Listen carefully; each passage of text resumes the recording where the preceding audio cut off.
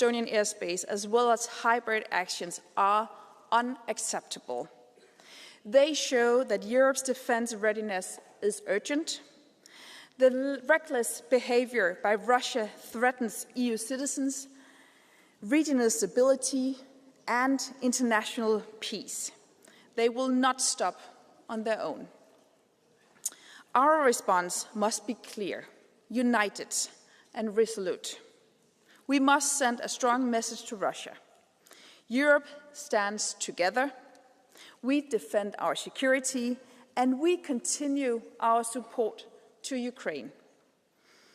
And we need a truly pan-European mindset because the threats go far beyond the eastern border.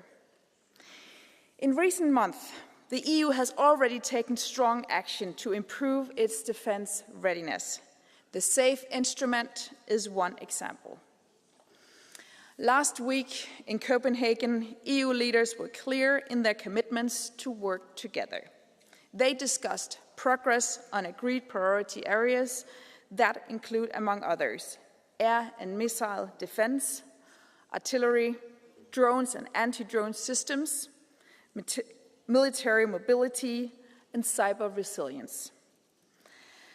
As stated by President Costa, leaders in Copenhagen broadly supported priority flagships presented by the Commission and the High Representative. This includes the European Drone Initiative and the Eastern Flank Watch. The leaders provided guidance for the next step. The European Council in October will revert to the Defence Readiness Roadmap. Drones and counter-drone systems are a top priority. Regarding the Eastern Flank Watch, there was also a meeting of defense ministers from the Eastern Flank countries on the 26th of September. That was hosted by Commissioner Kubilius and the High Representative Kallas. Following the informal European Council last week, President Costa highlighted the need for increased coordination to keep track of progress and a greater role for defense ministers.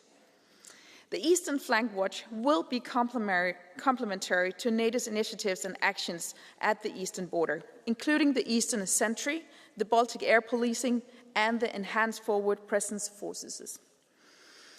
EU-NATO cooperation remains essential to close capability gaps and to get European defense to the next level. Drone incidents around Europe remind us that we are facing threats to our critical infrastructure. Such actions are testing our resilience and unity. EU and NATO must remain firmly and closely coordinated, both in our operational response and in our strategic communication. A coherent, clear, united stance is the answer to assuring our citizens that their security is being protected.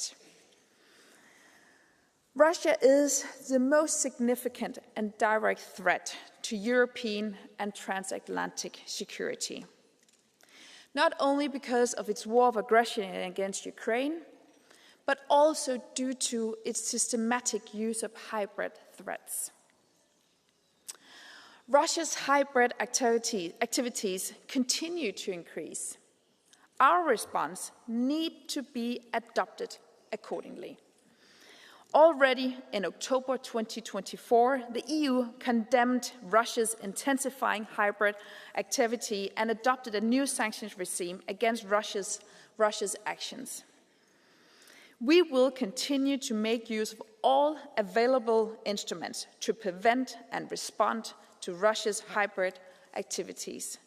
The EU is getting better prepared and getting more resilient, but we must not stop the course. Thank you. Thank you very much, Minister Bjerre. Now I give the floor to the President of the European Commission, Ursula von der Leyen. I take the opportunity to wish her a very happy birthday.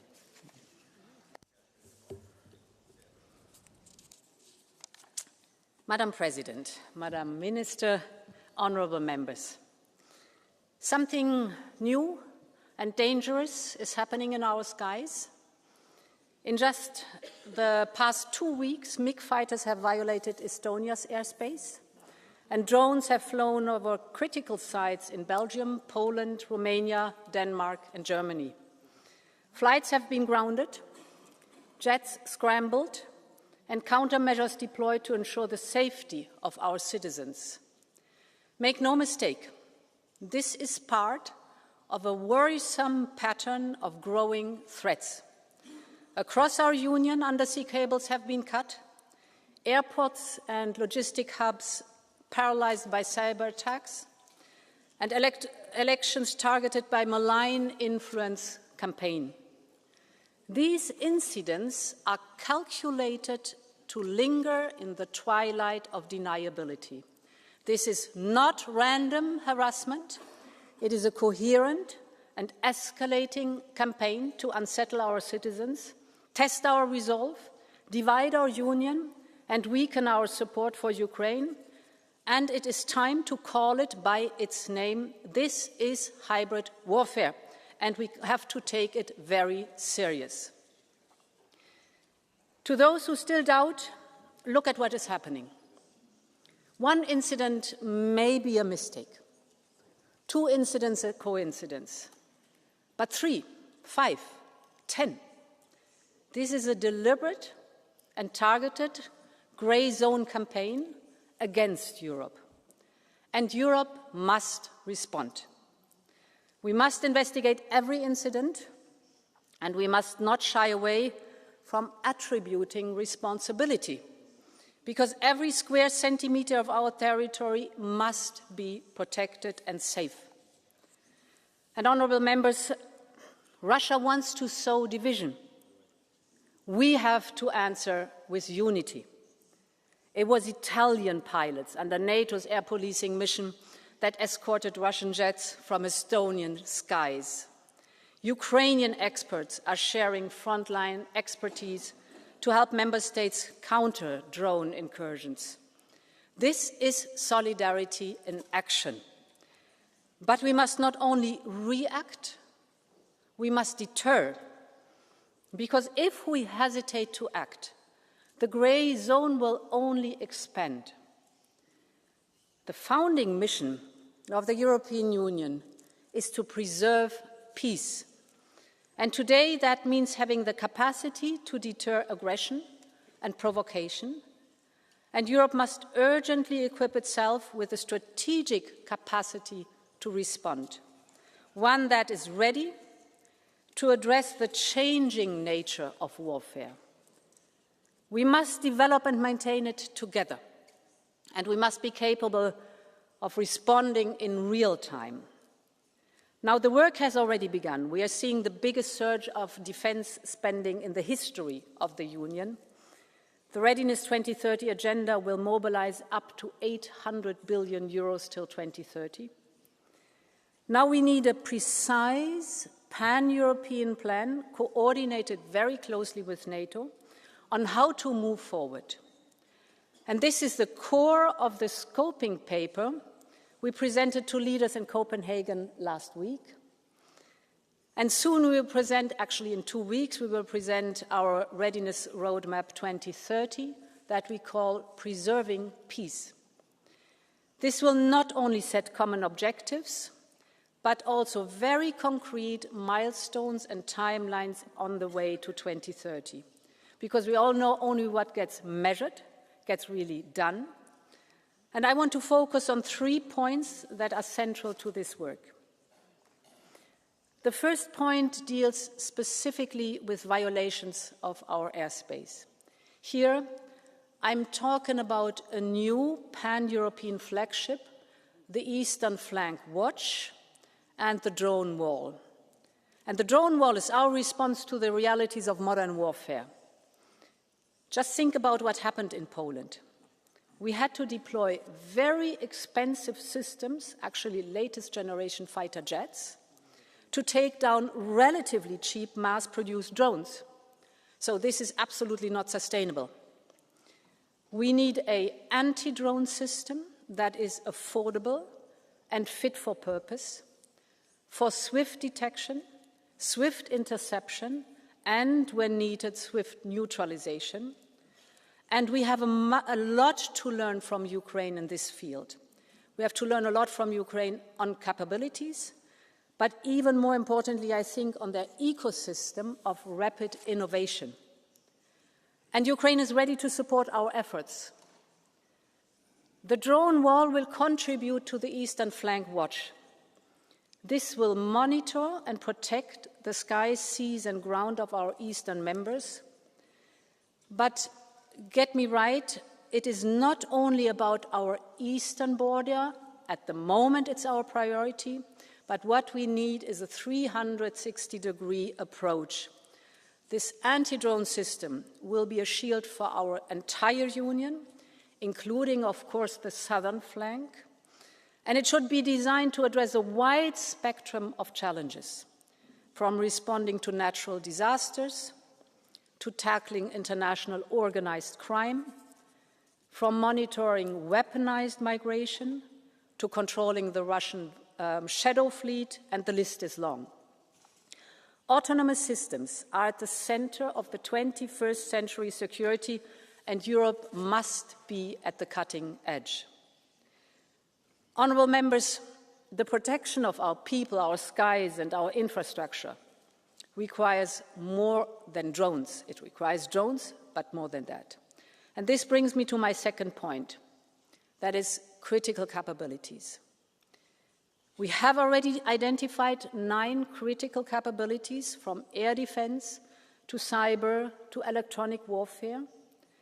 For each of these, we will form collective capability coalitions that are groups of member states committed to deliver together and fast. We have seen this lead nation model deliver before. Just think of the Czech initiative or of the Danish-led initiative to provide weapons and ammunition to Ukraine, very successful. There also one nation took the lead. Others joined in to place larger orders. Industry scaled up and prices went down. So we will now expand this across the board. This is fast, this is efficient, and most importantly of all, it is made in Europe.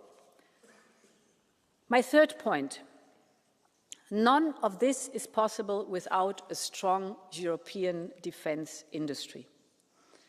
We need to be able to rely on our own industrial base, specifically in critical times.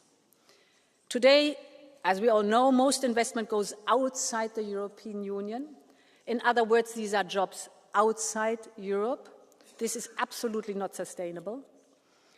Our surge in defense spending must also be an engine of growth here in the European Union. I know that partially this is already happening. We see new factories and production lines that are springing up across Europe. That's good. Our defense industry is hiring thousands of skilled workers, also very good. And we see that the spillovers are being felt in other industries too. And we've seen it time and again. New technologies, born in the defense sectors, bringing new applications for civilian industries, whether it is from cybersecurity tools to, for example, advanced materials for shipbuilding and aerospace. Our new defense investment can and it must contribute to Europe's competitiveness. It must be based in our union, and that's why at least 65% of any project funded under SAFE must be here from the European Union. This is European money, and we want to see a return on investment of this European money in jobs here in Europe.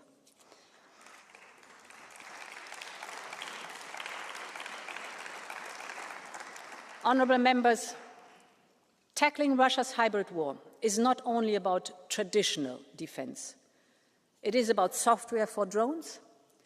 It is about spare parts for pipelines.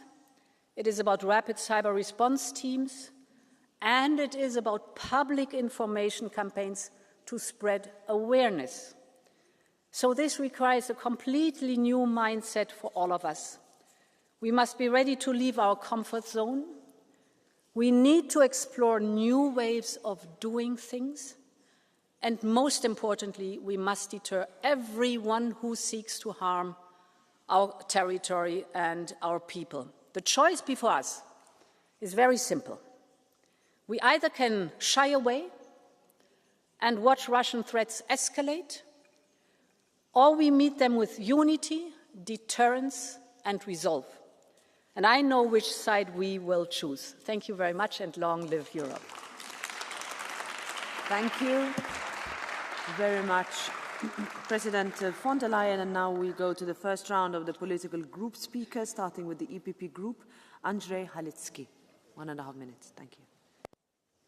Szanowni Państwo, Ladies and gentlemen, on the 22nd of November 2020, 3 years ago, we adopted a resolution in which we called Russia a terrorism organizing state, a state that organizes terrorism against us, against Europe. Not everybody shared this view. I was a co-author of this resolution. However, on the 10th of September, Poland and then Denmark, then Munich saw fighter jets and drones. And every day we have more and more proof of Russia attacking systematically, attacking Europe in a systematic manner. I am very happy with the proposals of the Commission President and Mr. Kubilius. I think the only thing Russia understands is power, so the unity of our countries is vital. These fighter jets or drones were shot down. We are acting together, but we must be much more efficient. So I call upon more action on the internet, because Russia is using hybrid warfare, and there are Russia's agents also in this room. They say this is not our war. They want us to be weak. Our defense industry needs support, and not only budgetary support. So I do call upon the European Commission, let us take out the production of chemical products, metals, out of the ETS, because we do need new legislation in this matter. Thank you very much. Chair of the S&D Group, Irache Garcia Perez.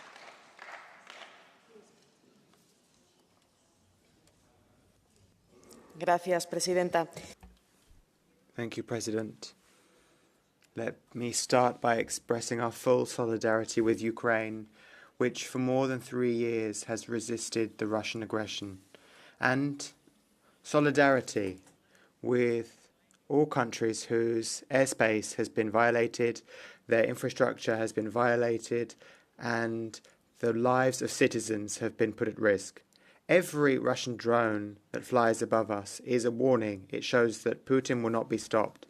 For some time now, we've been saying that it doesn't make sense to appease. It never has worked. It never will work. Putin never wanted peace, not in Georgia, the Crimea, or in Donbass, and nor across Ukraine. Putin will only negotiate when he feels that he is losing, and that is why we have to help Ukraine to win this war. Madame von der Leyen, it is time to seize the 200 billion euros of frozen Russian assets, and the Council must take responsibility and allow Ukraine to use Western weapons against military sites from which Russia launches attacks. There is no more time to lose. This is a turning point. Only the European Union can ensure the survival of Ukraine, and Ukraine's survival also affects our own security. Our security depends upon it. But it's not enough to just provide support. We must strengthen the European Union. We need to have a European defence industry which is capable of action, a European pillar within NATO, a joint air and anti-drone defence system, and we have to have more investment in innovation, cybersecurity and joint production. Putin is challenging our freedom, but our response needs to be more Europe, a strong Europe, a united Europe, capable of protecting its skies, its land and its future. We don't fear the noise of drones. We will respond with the unity of our union. Thank you. Group Pierre Romain, 3 minutes. Madame la Présidente, President, Commissioners, we are very much attached to state sovereignty, territorial integrity and the inviolable nature of our borders, and that's why we clearly and unambiguously denounce the violations of airspace carried out by Russia. But this is a hard line that needs to be accompanied by lucidity and proportionality. Excessive responses, which call any intrusion an act of war and call for any flying object to be shot down, really hide what is generally at stake and are counterproductive. They tend to feed Russian propaganda, which tend to present countries that are victims as those responsible for escalation. And this panicked response is something which creates a climate of fear, which doesn't facilitate but rather counteracts ambitious military policy. There are violations on our eastern flank, but our pilots and our armed forces are in control, so let's not panic or get involved in self-defeating paranoia. We're not at war with Russia, and that is fortunate, but we are not in peace either. These categories haven't disappeared, but they are two extreme ends of a spectrum in which there are many grey areas, each party trying to impose their will on the other. And that's where we are, in a grey zone of peace war with Russia. Any call to commit irreversible acts should be avoided, but at the same time we shouldn't be paralysed by the threats we are facing. Because let's not kid ourselves. Military invasion is not the only option that a state has to impose its will on another. When we talk about the new generation of war, we often forget that the best strategists are not just sitting in some Western think tanks, but also they exist in Russia, where long ago they thought about a doctrine that would avoid the use of armed engagement to achieve objectives, strategic objectives. So what can we do? Deter. Deter from a potentially active role of our armed forces. Deter by turning the page on the last 30 years, where we proclaimed the end of history and also proclaimed the end of territory. But territory is back, and at the same time there is a need to protect it, to be robust and resilient, not just protect against jihadist groups, but also against opponent or hostile states. Deterring avoids harm, and that's what we should be capable of doing in Europe with regard to Russia. So no gung-ho militarism or bleeding heart Municism, to translate the words of de Gaulle when he was talking about those who wanted to appease Khrushchev. So deterrence, because war is not desirable and peace is not yet possible. Thank you. See, now for the ECR group, Adam Bielan, 2 minutes. Szanowna Pani Przewodnicząca. President, Russia is starting more and more refined attempts to put pressure on the West. And the last weeks have shown us that the aggressive policy of Kremlin has no borders. And the violation of Polish and other countries' airspace, sabotage of critical infrastructure, including energy system and telecommunication systems, and disinformation activities. They all prove that Russia does not abide by international law at all. This is a well-planned strategy to threaten our societies. This is an attack against the integrity and safety of the whole free world. This is an attack which calls for a decisive response. Any attempt to violate our security must be met with immediate coordinated response from the EU and NATO. We cannot agree to test our borders and our patience and our solidarity. If we do not take care of those small issues, it can lead to huge tragedies, like in history before.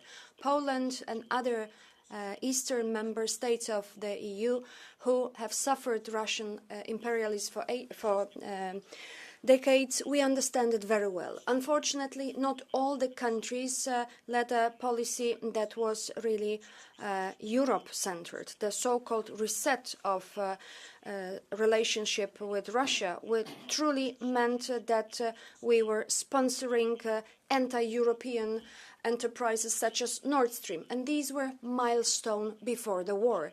And now we see drones over Berlin, Brussels or Copenhagen. Let us think about the billions of euros that Gerhard Schröder and Angela Merkel put into Russian coffers. Yes, Angela Merkel, who now is trying to get rid of any responsibility, and she's suggesting that it is the fault of other countries. The German government is also calling to talk about those who were responsible for Nord Stream. So I want to tell to Chancellor Merz that Ukraine is now fighting a war with Russia because it was aggressed. And the Ukrainians have every right to attack also Russian refineries. We have to support them in this. Thank you. Now for the Renew Europe group, it's Chair Valérie Hayer. 3 minutes. Merci, Madame la Présidente. Thank you, Madam President, Minister, colleagues. It's a moment of truth for the European Union. We're no longer at peace, but we're not at war either. We are in this grey zone called a hybrid war. Russia is sending cyber attacks, sabotage and incursions. They're sending drones and fighters into our airspace. These are threats we're well aware of. It's not new, but our reactions still aren't up to the challenge. Ladies and gentlemen, we have to assume a form of confrontation with Russia. We have to ratchet up our response, I would say in our riposte, in fact. Because, ladies and gentlemen, if we want peace, Putin understands one thing, power. If we want to be free, then we have to be in a position where we can be powerful. Being powerful means we need to increase budget, and member states have agreed to do that in record levels by 2030. Minister, when will we leave our dependency behind? We have to be autonomous in production so that we have a basis for strategic autonomy in the EU. We need to increase investments in infrastructure for military hardware as well. And being powerful means we have to have a drone screen that will help us. We have to have a surveillance over the eastern flank. We need to be powerful in bringing down any drone that constitutes immediate danger to us. It's about sanctioning Viktor Orban, who sends Hungarian drones over Ukrainian airspace. It's scandalous. We need to use the full force of frozen assets from Russia to fund this. We need to show solidarity with Romania, with Poland, with Estonia. Even if you're not part of the European Union, you are not alone, because your security is the security of all Europeans. And I would also say to those who claim that we're going over the top, that we're going to push things into war. Well, threats are something that affects all member states, from Madrid to Malaga to all over the territory of the EU. What we need is Russia to stop the provocations in its hybrid war against us, because we are stronger than them. We are stronger. Now for the Greens group, it's co-chair Terry Reintke. 2 minutes. Thank you, President, dear Commission President, dear Minister, dear colleagues. The European Union is built on solidarity. So first and foremost, I want to say that we stand with all the people who are at the moment feeling the Russian threat the most, and these are the people living in the frontline states, in the Baltics, in Poland and Finland. It has to be clear, when one of us gets attacked, we all get attacked, and we will be at your side in these difficult times. And for that, we need European strength right now, because Putin will not succeed in weakening Europe by spreading fear. That's exactly the aim of all the things that are happening right now. This will only forge a stronger solidarity between European citizens. We will resist this threat together. And this means that rightfully at the eastern flank, we need a drone defense network. And across all of the European Union, we need better protection against drones, whether it's at our airports, power plants, or other critical infrastructure.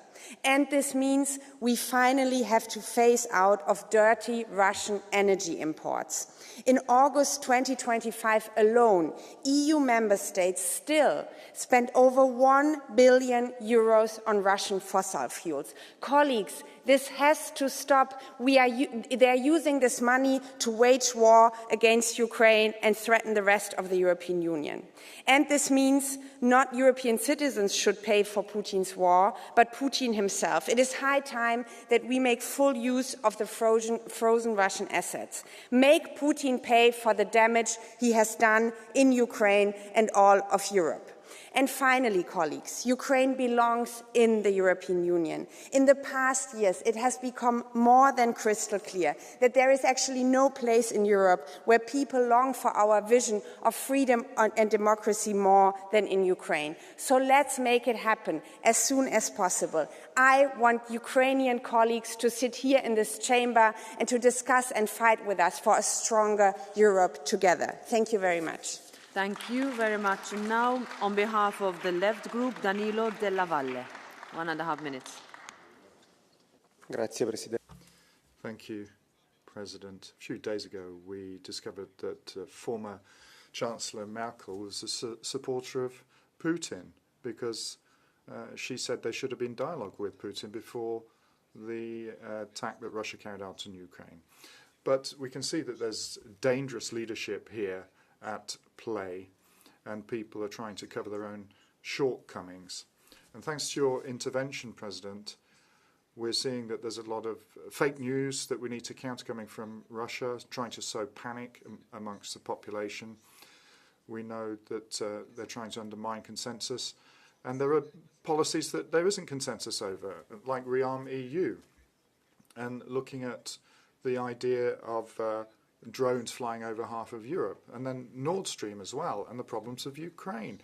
The 13th of October attacks are also things we need to look at. As we say in Italy, sometimes when you talk badly of somebody, it's for a good reason. We know that we need to avoid dragging everybody into war, sacrificing millions of young people for the sake of the bankiers and lobbyists. European citizens don't believe anymore in the von der Leyen approach, and not because of what Putin is saying, it's because they're tired of lies, of this perpetual attempt of war and these exchange of missiles. We need to avoid this supremacist vocabulary. We are seeing a multipolar war. We need to avoid war. Thank you, Mr. Della Valle. 1 minute. Ďakujem pekne. Kolegovia, zase tu máme ďalšiu diskusiu. Thank you, colleagues. Once again, we are having a discussion about war, about fear. But do you know, Ms. von der Leyen, how difficult everyday life is for our citizens, how difficult it is to buy a flat or a house, to get a mortgage, which they have to pay off throughout their whole lives? The EU doesn't seem to be interested in these problems, or only interested when it affects marginalised groups. So here we are, talking about hundreds of millions of euros to be spent on armaments, military production, etc. And we're talking about hundreds of billions being poured into this. Maybe you don't know this, but what the people want is peace, economic stability, and not more weapons. Señora Presidenta, President, in Kiev, we saw one of the worst attacks by Russia, drones, deaths, and all of this is just a dress rehearsal by Putin for a greater war in Europe. And we are aware that we know that there are drones affecting our own cities. And you're talking about the millions that we're going to invest in multi-annual programs. But then on the battlefields of Ukraine, there are small-scale drones which are at the front of attacks, and it's difficult to resist them. We know that these small attacks can really cause major havoc, and These drones don't bear a flag. They can cover large distances and they can reach strategic sites. They are not designed by big companies, but by small groups. So this is what we call hybrid warfare. But for Putin, this is pure warfare. It's not about him earning territory or gaining territory. It's about earning influence. He wants to reestablish the Warsaw Pact. He needs to be responded with deterrence. We have to show him that we are willing and able to respond. We have to show him that we are prepared to give a firm response. If we don't do that, then we will not deter him. In that sense, Madam President. Thank you very much. Now, Yannis Maniatis, 1.5 minutes. Κυρία Πρόεδρε της Επιτροπής. Dear Chair of the European Commission, what happened in these past few weeks is unacceptable. Russia is testing us, and unfortunately, it turns out that we are not ready. As the EU, we need to adapt to these new technologies of war. It is not efficient to shoot down drones that cost a few thousand euros with missiles costing millions. We need to adapt. We need to produce drones and also counter-drone measures. We need Europe that will be able to efficiently protect its borders. But, of course, the borders are not only from the Baltic Sea to the Black Sea. The European borders also continue in the Eastern Aegean Sea and the Eastern Mediterranean. So we need common measures like the drone wall that will cover all of the member states, not only some of them. It is not only Russia that violates European airspace. As from the 1st of January this year, 2025, until today, Turkey has violated Greek airspace 167 times. So we're talking about EU airspace. In total, the events we have in the southeastern Aegean are over 500. Twice of those times were with armed fighter jets. So we need to deal with all airspace violations in the same way in all of our borders. That is what Europe is about. 2.5 minutes.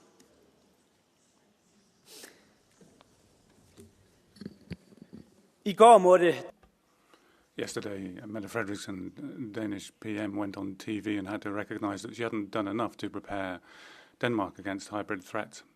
Now, it's surprising to see the Danish PM doing this because she was one of the advocates of conflict with Russia. So given that we're in 6 months into this situation, not having had the time to secure our infrastructure is a mystery. 70 billion krona have been sent to Ukraine, and we've been behind a broad majority in Parliament to put an end to disarmament. But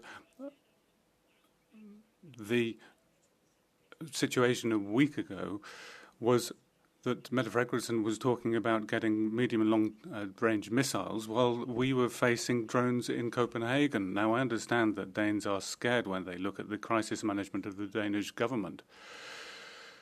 They claim to be in charge of the situation, but stop holding tub-thumping press conferences and simply look at what needs to be done. We need to work together with NATO allies. You are very happy to say that everyone who disagrees with you is a Putinist. But sometimes action speaks louder than words. So let's see on your historical actions. You were part of Angela Merkel's government. Not only part, you were Minister of Defense. You left Germany, NATO, defenseless in that period. More than that, you were an active part of moving away from nuclear power into buying Russian gas and oil in the biggest energy consumer in Europe, Germany. So to stand here and lecture those of us who believed in a strong defense, who tried to avoid us taking the peace dividend when we didn't see, or you didn't see Russia as a threat, is simply historical false narrative. In the Danish People's Party, we fought against leaving submarines in Denmark. We fought against being defenseless when it came to our territorial defense. We fought in favor of the National Guard, in favor of conscription, when your allies in Denmark wanted to give it all up. And therefore, Denmark is marginally better placed now to defend ourselves, even though we are falling hopelessly behind. But please, face up to your action instead of blaming everyone else. Dankeschön. Nächster Redner ist der Kollege Gambino. Thank you very much. The next speaker is Mr. Gambino. Signor Presidente, onorevoli. Madam President, colleagues, any violation of the territory of our allies, any attacks on underground, undersea pipelines is unacceptable. There are provocations that are happening all the time, but we have clear rules to defend our borders and our critical infrastructure. Italy supports the creation of a European anti-drone shield, working with NATO, promoted by Minister Crosetto, to defend our critical infrastructure. We also have the implementation of the directive on resilience and cyber security. We need resources to defend pipelines and port infrastructure as well. We need to work with the police and justice around Europe to work against sabotage and disinformation. I fully support what Ms von der Leyen has been saying, especially about the issues concerning European investments in defence, which often are problematic. We need to, however, make our defences more competitive. We need rapid reaction capability to take decisions to guarantee freedom for our citizens. Thank you. Dankeschön. Als nächstes spricht die Kollegin Strack-Zimmer. Thank you very much. The next speaker is Mrs. Strack-Zimmermann. President, ladies and gentlemen, a year ago, Mr. Stoltenberg said these are no longer times of peace nor of war. Now, the people have understood it and Merz has understood it, and we need to explain what's really going on. The logic of Putin is one of warfare. We know that Putin wants to go further from Ukraine to the Baltic states. And we have overestimated Putin's military power, but we have underestimated his brutality. He's fighting on many fronts, cyber, hybrid, and now this drone spectacle over Europe with unharvested effects. But now we must react, not just technically, but also within our individual nations and at European level. We have to work together. We can't have these small petty discussions on who is responsible. Let's see eye to eye. Let's reach above and beyond borders, above and beyond parties, above and beyond parliaments. We must understand we can only be successful if we work together. I know that's a tall order. I know that we have to explain to our governments that petty national thinking will not work in the future. Because at the end of the day, we can only be successful if we work together. No country in Europe is able to defend itself on its own. No single country. We have to take a step forward together. Now, Putin is listening to us, and there is one language he understands, the language of might and strength.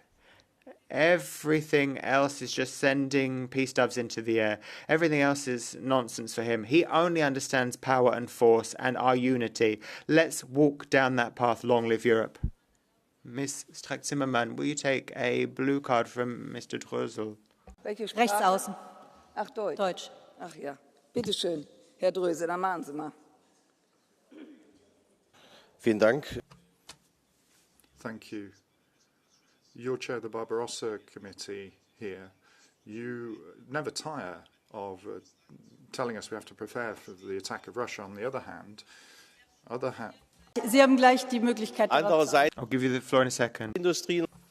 On the other hand, you're supporting the armaments industry. So my question is quite simple. Can you tell the Parliament and the public how much money you get by way of commission from the armaments industry each year, or can I read it in a register? I wish you could read.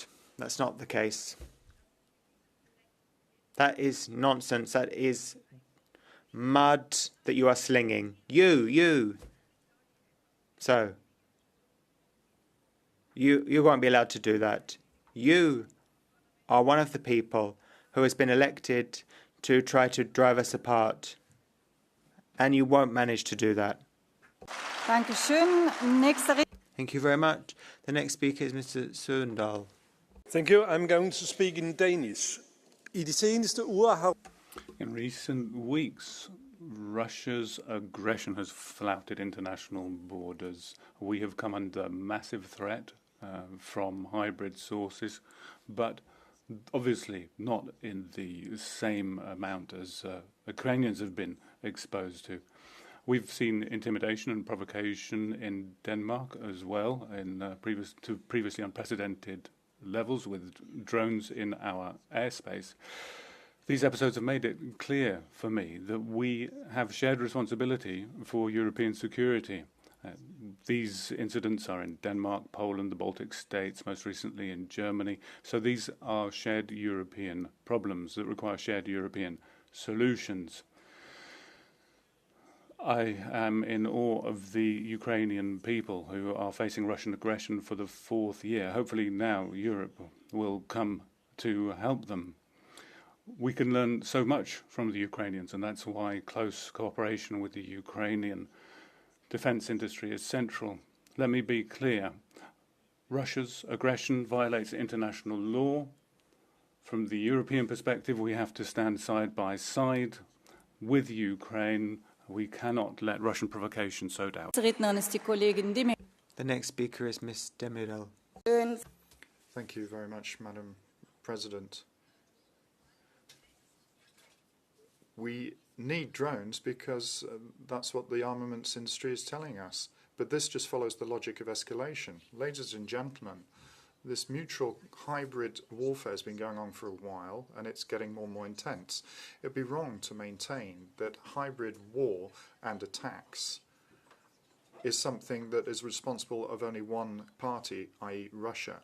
The EU is also resorting to these attempts. We can see secretive military operations and drone operations in other countries. This is part and parcel of the standard response procedures from everybody, including NATO states. Now, any incursion in foreign airspace is a violation of international law and obviously must be condemned. But the reaction to this needs to be proportionate. It needs to be based on truth and proof, and should avoid escalation. What we urgently need is confidence-building measures, negotiations, and arms control agreements. For example, return to the Open Skies Agreement for Russia and the US. But instead of that, we're experiencing a hysterical debate with disproportionate demands, which will increase tensions and pushing us more likely towards a hot war. A debate avoiding words such as détente is worrisome. We need to be in a position where we can drive peace, and that's something that will give us true security policy on behalf of the peoples. You said that the European Union was carrying out acts of sabotage. I'm not giving you any additional speaking time. I will be sending that to the President so that she can check your statement. The next speaker is Ms. Anderson. Ja, vielen Dank. Thank you. What a shame. Mrs. von der Leyen has left the room. Perhaps she's scared of me. I don't know. Nevertheless, when her plane loses its GPS signals, then Brussels immediately says, oh, that was Russia, before we even have any data available about that. Now we don't hear any more about that jamming. Well, because it wasn't Russia. It was just a lie spread by the Commission's president, as is so often the case. Nord Stream 2 is blown up. Apparently that was an act of sabotage. But we don't hear anything from the Commission president. So it probably wasn't Russia. Yes, Russia is attacking us with propaganda, cyber attacks and more. And there must be a response. But we want and need credible institutions. And instead, this Commission is in a terribly cheap mudslinging theatre. And this Commission is everything but not credible. And it should have stepped down. And tomorrow is a good day to bring down the Commission. We've got the motion of censure against von der Leyen and this terrible, ridiculous group of people. All of this Commission must come to an end. Mrs. Anderson, will you accept a blue card from Mr. Zieper? Bitte schön, 841. 841. Frau Kollegin, ich bin ein bisschen verwirrt. Colleague, I'm somewhat confused because you come from the group Europe of Sovereign Nations, but you're always asking for the EU not to interfere in member states' responsibilities, but you're saying that the EU Commission might have committed, or rather should take an attitude to a crime committed on German seas. I wonder if you could do us the favour of explaining how that apparent contradiction can be explained. The Commission wants to stick its nose in everything, and when it might be appropriate, there is absolute silence. And I will also say that the political death of this EU Commission is a prerequisite for peace, freedom and security in Europe. And that is what Ursula von der Leyen should be doing. Alas, she's not doing that, and all the worse. But this woman needs to be out of post. The next speaker is Mr. von der Schulenburg. Thank you very much. What has the Danish presidency done so far? We are mired in a hybrid war with Russophobia and questionable assumptions. Now, this isn't a policy. Do we want war with Russia? Do we want the risk of Ukraine being entirely destroyed? Do we want the risk of this war spreading to the rest of Europe? No, there has to be an alternative. Hatred is never providing of good counsel. And the panic that is being sowed is really something that will fuel war rather than bring peace. We need to communicate, talk, negotiate, and to do that we need to demonstrate respect for our opponents. We have to listen to what our opponents have to say and try to understand what is driving this war. Otherwise, we won't find a solution. So I urge this Parliament not to be caught up in this war hysteria. The job of parliamentarians is to seek a peaceful solution. Thank you. Kollege von der Schulenburg, akzeptieren Sie eine Blue? Will you accept a blue card from Mr. Sinkevicius? Here's a question, perhaps. Colleague Sinkevicius. Yes, thank you very much. You spoke about diplomacy. So first it was occupation of Crimea, then it was Luhansk and Donetsk, then Putin invaded the whole of Ukraine. Now he is flying drones over Copenhagen, Brussels, drones over Poland. When is the end of that diplomacy? Trump rolled out the red carpet for him in Alaska. US troops on their knees were rolling out that carpet. Diplomacy doesn't work with Putin. When you and your colleagues will realize that? I forgot your name. You know, I worked for 34 years for the UN in war countries. And these countries in the end had always negotiated. The biggest war was Iraq with 1 million people dead, where we used chemical weapons and all the type of things. In the end, they had to talk, and they found a solution. And I think that we have to do this here too. We have to do it to protect us. Then the UN Charter doesn't say that you shouldn't use force. It says that we should negotiate in order to prevent the use of force. And I think if you ask about this, this is what we have not done in the beginning. Thank you. Dankeschön. Der nächste Rednerin ist die Kollegin. Thank you. The next speaker is Ms. Zovko. Die Zeit ist Your speaking time has come to an end. The next speaker is Ms. Zovko. For God's sake, I mean, I think we should first manage these speaking times here in order to manage everything in the geopolitical order. So thank you very much. The recent incursion into European airspace showed that the threat is multifaceted and that wide range of means is used to destabilize us. European Union must respond firmly to these hybrid threats. EU member states must invest into anti-drone systems to protect their critical infrastructure against a drone attack. This is what Croatia has committed to, along with the participation in the drone coalition, to ensure a stable supply of drones to Ukraine to support production of drones in Europe. Moreover, to counter the evolving Russian threat to our security, I welcome the European Commission proposal to develop European defence projects such as the Eastern Flank Watch. However, in designing this project, we must take into account the full scope of NATO's flank, from north to south, from east to west, Mr. Commissioner, as we already discussed. And we also must increase cooperation with our American allies, and that remains key to the European continent's stability and security. Thank you very much. Vielen Dank. Nächster Redner ist der Thank you very much, Mr. Tobey. You have the floor. President, Europe is under attack. Russian fighter jets and drones are violating our skies. Our critical infrastructure is being targeted. And this should not come to a surprise to anyone. This is straight out of Putin's playbook. For more than a decade, my home country, Sweden, has faced Russian airspace violations.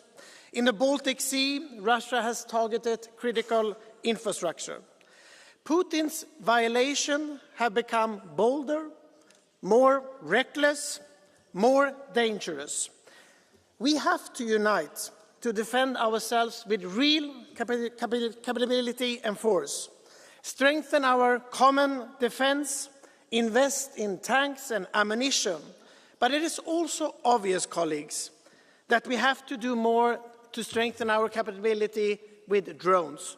This is, frankly speaking, more than a drone shield that we need to invest in. I therefore would like to urge all member states and the European Commission to seriously consider how to tackle this new Russian threat. This is about protecting our union and our citizens and making clear that Europe will never bow down to any aggression. Thank you. Als nächstes spricht die Thank you very much, Michel de Mose. You have the floor. Thank you very much. As we've heard on a number of occasions, there have been drones around airports in many countries. They have also hovered over civilian infrastructure and military facilities, and that's caused a great deal of fear amongst Europeans. It brings air transport to a close and people to a halt, and people realise there's a threat. But you know what? That's exactly what Russia wants. They want to create fear, doubt, and division. Our response should be the contrary. We should promote togetherness and safety, finding a clear response to these attacks. When airspace is closed in one country, it affects the whole of Europe, and that's why the EU needs to act. Now, I'm fully in support of the EU Commission and Council working on a drone wall, and at the same time, we need to do everything to protect one another. We need to take responsibility, but firstly, we need to stand together. We should not play into Putin's hand. We need to stand together, and that's why we need to invest in our community together. Thank you. Kollegin Schaldemose, there is a blue card from Mr. Storm. Do you accept that? Please, 211. You have to press the button, please. 211 microphone. 211, yes. Yes. Det virker, ikke? Tak for talen. Thank you very much for that statement. You said it's important for us to stand together in Europe. Obviously, we would have to agree with you on that, and we need to act now. But my question is, you're representing the Danish government, and you're the same party of the Prime Minister. So, with 3 years into the war, and Denmark still hasn't taken the measures necessary to protect its own airspace. So how can you act to ensure that things move a little bit quicker in Europe than they have done in Denmark? Well, I think it's clear to everybody that the war has evolved. First of all, it was Ukraine that was hit, and we've put a lot of resources into supporting Ukraine because that is our shield for our security. And now, not just in Denmark, but in the rest of Europe, we've seen these drone incidents, and we're going to get better at handling it. But don't get things wrong. I think we can respond to that. Once we do, things will develop further, maybe attacks on energy systems or IT systems. We're in a hybrid system now. We need to keep up. It's going to take a lot of resources, but I think once we've measured with one problem, we'll come up with another.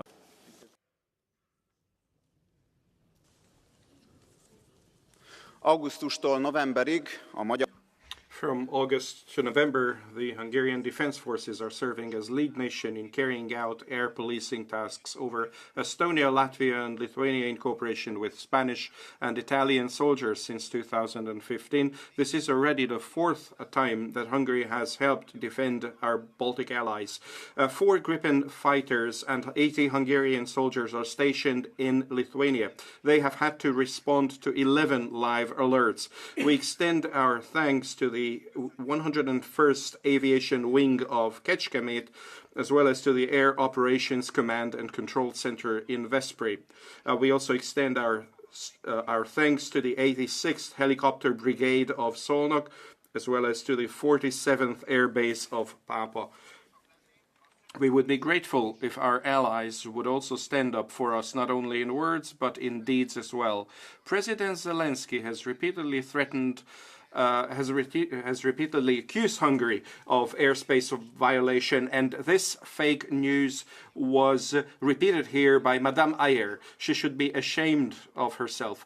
President Zelensky has repeatedly threatened and blackmailed Hungary, not only verbally, but also through repeated attacks on an oil pipeline that is crucial for the energy security of Central Europe. This is unacceptable, just as it is unacceptable that the European Commission cynically downplays the significance of this issue.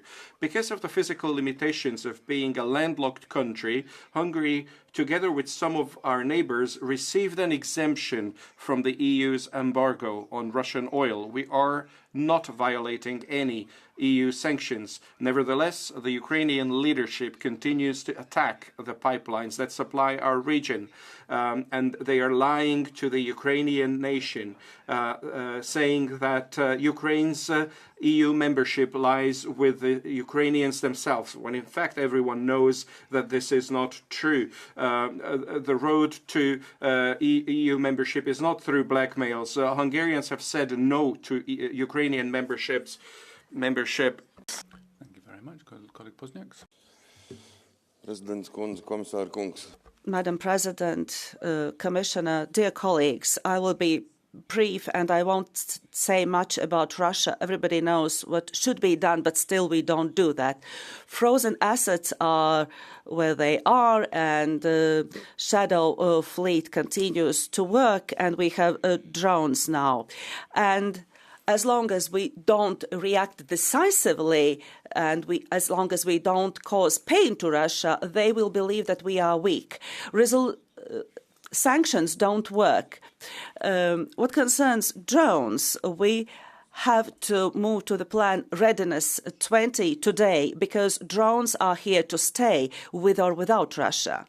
And if we will continue our discussions about what requirements to apply to the defense industry. Unfortunately, we might arrive at the moment when we will have 500 Shaheds in our skies because our defense industry will not be able to comply with the requirements. Thank you, colleague Hansen. Thank you, Chair. Dear Commissioner, I'll be speaking in Danish. It's not the first time that we in Europe are facing a crisis, and one of the last crises, Adenauer has said that we live under the same skies, but we don't look at the same horizon. The sky represents our values, our freedom, but we don't see the same horizon, the same threats on the horizon. Now we're seeing signs of Russia's aggression in the Balkans, in the Baltic states, in Poland, Finland. Facing these threats is more important than deciding who wins the next election, because it's about Europe's security. It's about citizens being able to be sure that there is power in their cables, that there is water in their pipes.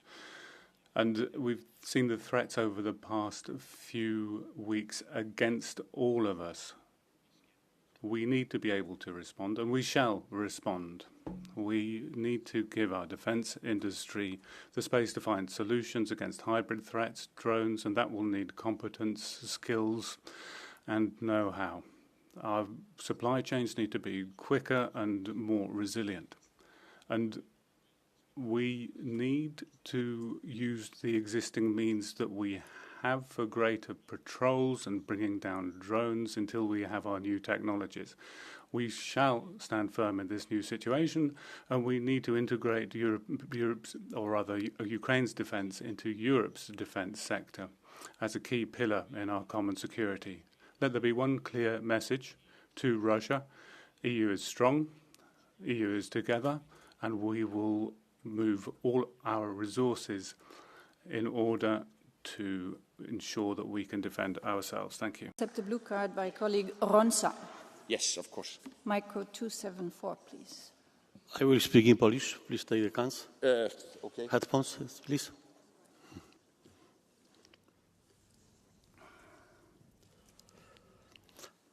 Bardzo uważnie słuchałem pana wypowiedzi. I was listening to you with great interest, and in your first sentence you said that we have a crisis in Europe. Why have you started like this? Where is the crisis coming from? Who is responsible for this crisis? Do you see Angela Merkel's role here and German diplomacy in trying to appease Putin? Do you see any mistakes that she had made during her government governing Russia in EU? And similarly, Donald Tusk, who was her friend. Do you see any mistakes of diplomacy from these countries? Thank you. 20 seconds for the reply. Jeg tror alle. I think everybody has had a sense that Russia was not the Russia they thought it was, and that's why we need to respond as clearly as possible, because we need to send a clear message about what Europe's defence capability is. Der Kollege Negrescu.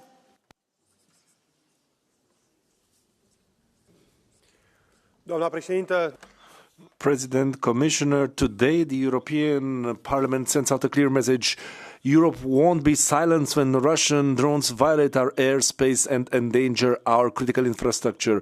We have proposed this resolution because it is our duty to protect people and to act firmly when attacked. Romania, my country, had its airspace violated by the Russian drones repeatedly. Fragments fell on our territory. These are not isolated incidents. These are challenges affecting the entire Black Sea region, and they also were directed against Denmark, Estonia, and Poland. This is a strategy with cyber attacks, disinformation campaign aimed at spreading fear and weakening European solidarity. We ask for a common, coordinated, transparent reaction of EU and NATO without escalating the conflict, but enough to deter Russia. We have to support the states with anti-drone capacities, investment in defense, critical infrastructure at the Black Sea, and cybersecurity. Putin has to pay for the effects of this action by using the frozen Russian actives in order to neutralize him and protect us. Europe has to be united, strong, and committed to reject any aggression. Thank you very much. Colleague Loiseau, you have the floor.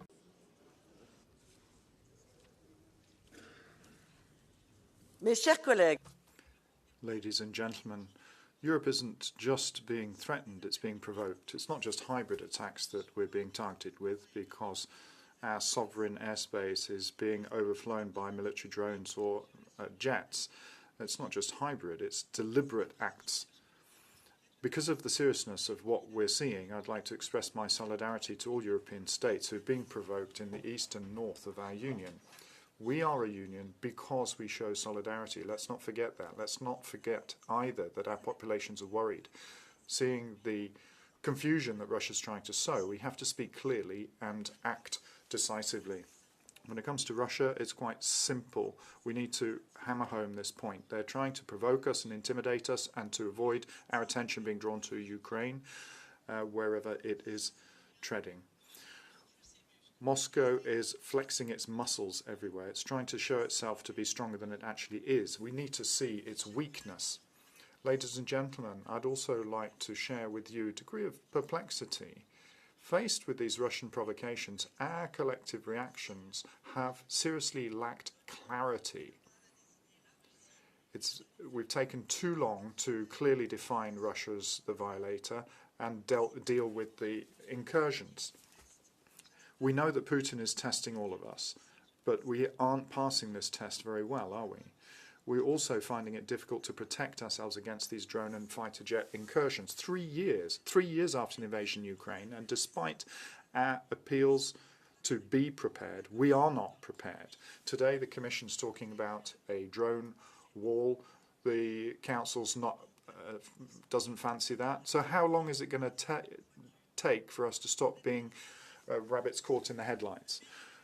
I would tell you that the best way of protecting our populations against the Russian threats is something we know. Let's help Ukraine win the war and weaken Russia. The best way to react to drone overflowing our territory is to stop funding these actions. We need to protect Ukrainian skies today. We know what we have to do.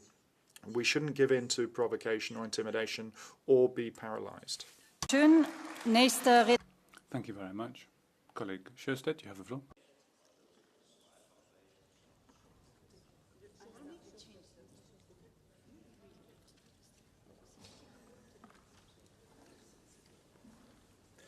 Thank you very much, Madam President. We cannot be sure where these drones that are flying over our airports come from, but we have all reason to look to Russia. Because there are things we do know. We know that Russia is systematically jamming GPS systems over the Baltic Sea that affects planes and maritime traffic. We know that ships from Russian ports have destroyed infrastructure in the Baltic. We know that cyber attacks against our administrations are coming from Russia. We know that they are invading airspace in Finland and Estonia. We know that their jets and drones have been shot down over Poland. These are aggressive acts and they have to be rejected out of hand. Maybe they think they can scare us. Maybe they think we're going to reduce our support to Ukraine, but they are wrong. I'd like to conclude by citing Tom Petty in the Heartbreakers. We won't back down. Thank you very much, colleague Riba-Eichener. Gracias, Presidenta. Las incursiones rusas en el espacio aéreo de Polonia. Russia's incursions into Polish, Romanian, Estonian, Danish airspace are a new threat to the European Union. They are not isolated. Sabotage, cyber attacks, disinformation campaign, they're not only a hybrid strategy. They not only threaten our physical borders, they test Europe as a democratic and political project. Their objective is to exploit our weaknesses, our key infrastructures and our democratic institutions, and clearly and unfortunately demonstrate that we are not sufficiently prepared. But the risk is not just this. It is that we act from a sense of panic with a haphazard approach. Facing these threats, no military solution will be sufficient. We need more than weapons, we need a shared vision, more political integration, and the belief that we should protect the values that define us. Defending Europe is not just protecting our skies, but also defending tooth and nail our political project and our shared democracy. Thank you. Thank you very much, colleague Novakov. Thank you, Chair. Dear Commissioner, colleagues, I think the fairy tale is over. The world we built and lived in after 1989 is over. It's not the same, and it won't be the same again.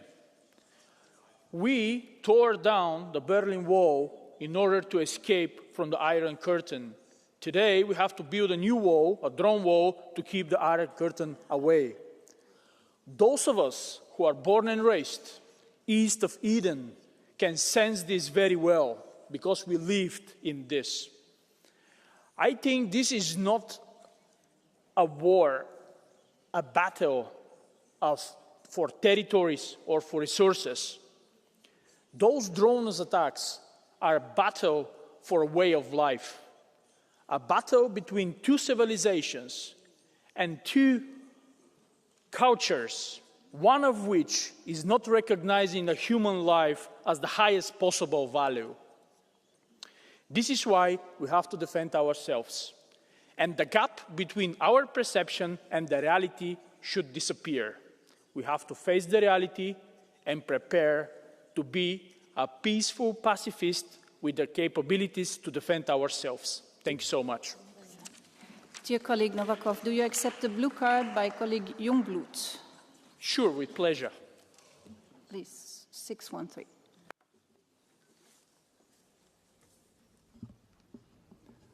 Sehr geehrter Kollege. Yes, colleague, first of all, I can correct you. It wasn't some Europeans who pulled down the Berlin Wall, it was the Germans. That by way of introduction. But I'd like to give you a quote from your group. I don't know if it was the Ukrainians who blew up Nord Stream, even if it was them, that was a legitimate goal. That was somebody in your group who said that, from Mr. Gala, by the way. Your group also said we need billions in order to escape the alleged threats of Russia. And then Mr. Gala, who is carrying out calling actual attacks on infrastructure to be okay. Is this something where you're saying we should support these attacks? What I'm saying is that we have to protect ourselves. The drones were flying over Poland, over Germany, your own country. It was flying over Denmark. That has nothing to do with the pipelines on the bottom of the Baltic Sea. Thank you so much. Dankeschön. Next redner. Thank you very much. Colleague Montserrat, you have the floor. President, the question is not whether Russia is attacking Europe. The question is, when are we going to defend ourselves as a union? It began with the invasion of Ukraine, and now it's a hidden war against Europe. Putin is testing our patience with drones, and he is trying to divide us and pit us against each other. We need to equip ourselves with a defense system against hackers and drones. Everyone needs to step up and commit to joint defense with NATO. In Spain, NATO, Pedro Sanchez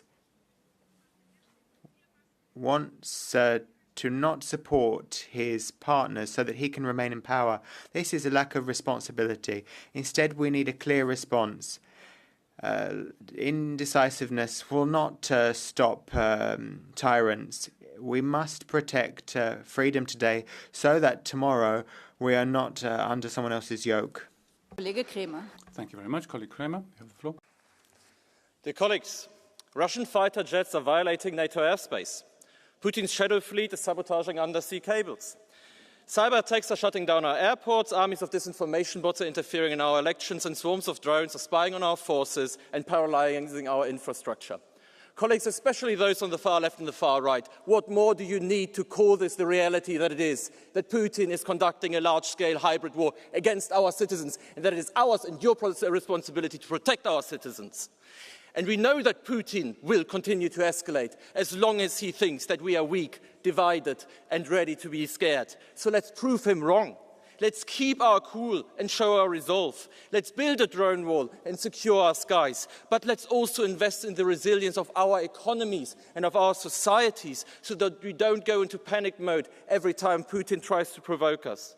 And let's be smart about our response by striking Putin where it hurts. That is his bank account. So now is exactly the right time to use the Russian frozen assets to support Ukraine and to show the schoolyard bully that while we do not want to escalate, we do have the means to protect freedom and security and our citizens in Europe. Thank you.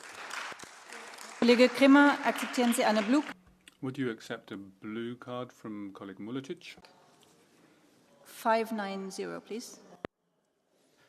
Szanowny panie pośle.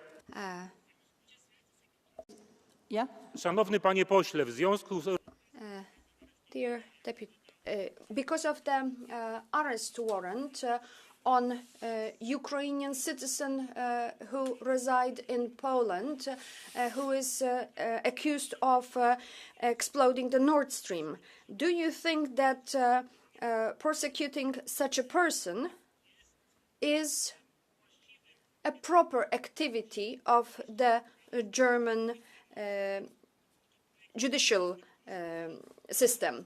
If it really happened, this Nord Stream project was an imperial project which was against Ukraine, against Poland. Don't you think that it's not correct activity of Germans? For the reply. It's very clear that the Nord Stream project was a mistake, and it's good that we don't have it anymore. But at the same time, I believe in the rule of law.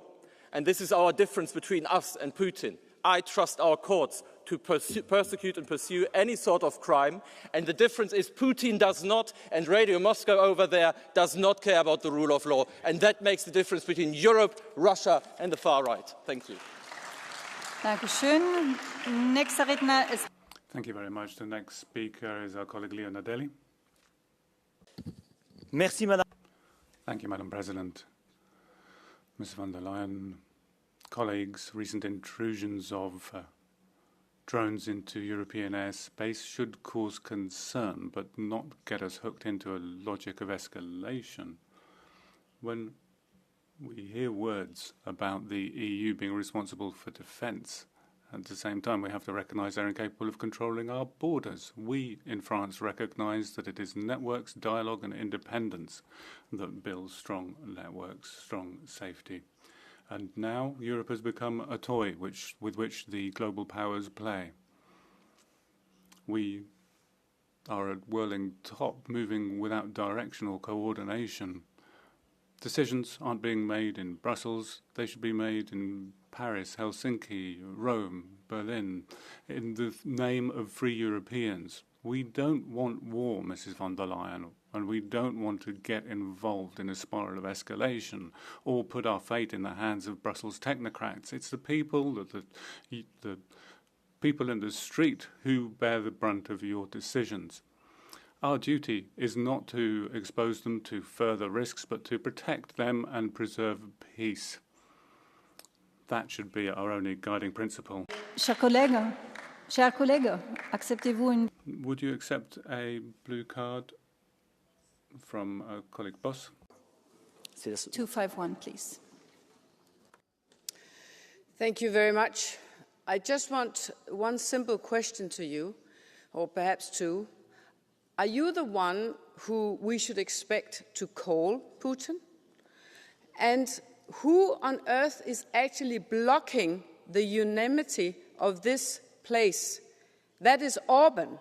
It is your party's participant who is blocking that we cannot stand together. How are you going to solve that? Who are you also going to call Orban? Madame. Well, Madam, the global and European leaders need to get around the table and de-escalate the situation and prevent war, because it's not us here in this hall who will be the ones who are having to expose themselves to danger. It's the children of our people in European countries who will have to expose themselves to bullets, expose themselves to a threat that you're not willing to face. And so we need to do everything to preserve peace and get involved in a process of de-escalation. You can only give blue cards as long as you put them up during the speech. We're not doing blue cards on blue cards. So the next Redner is the... The next speaker is our colleague Madison.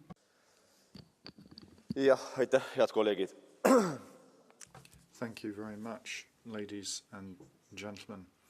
First of all, I don't believe that in this chamber unity will decide over anything. And security of Europe is decided on in the parliaments of Europe and the governments of Europe.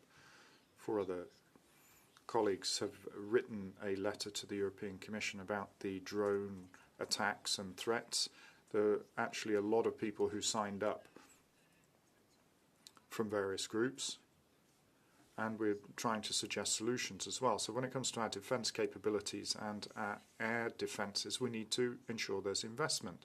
We need to know where the money's coming from, and our proposal was to the Commission that if we are having to choose between security and a Green Deal, then obviously go for security. Personally, I don't believe that Europe will stand and speak with one voice to defend our security. We are the largest importers of Russian gas. We pay a great deal of money for that, and I certainly understand the southern European states where security maybe doesn't concern them at the moment, but for Estonia and Poland and the Baltic countries, that's different. Those states need to cooperate. Thank you. Ms. Pascual de la Parte. Gracias, señora presidenta. President, 3.5 years of war in Ukraine, and yet we're still surprised by the incursions of drones into our airspace. So, 3.5 years. I think that shows a lot about our ability to plan and forecast.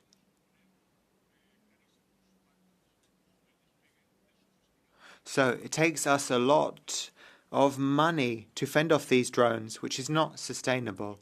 As a result, we must react more swiftly. The first thing we have to do is to look at the heads of state and government when they meet at the end of the month in October. The heads of state and government need to come up with a rapid action plan so that Europe can fend off Russia's attacks.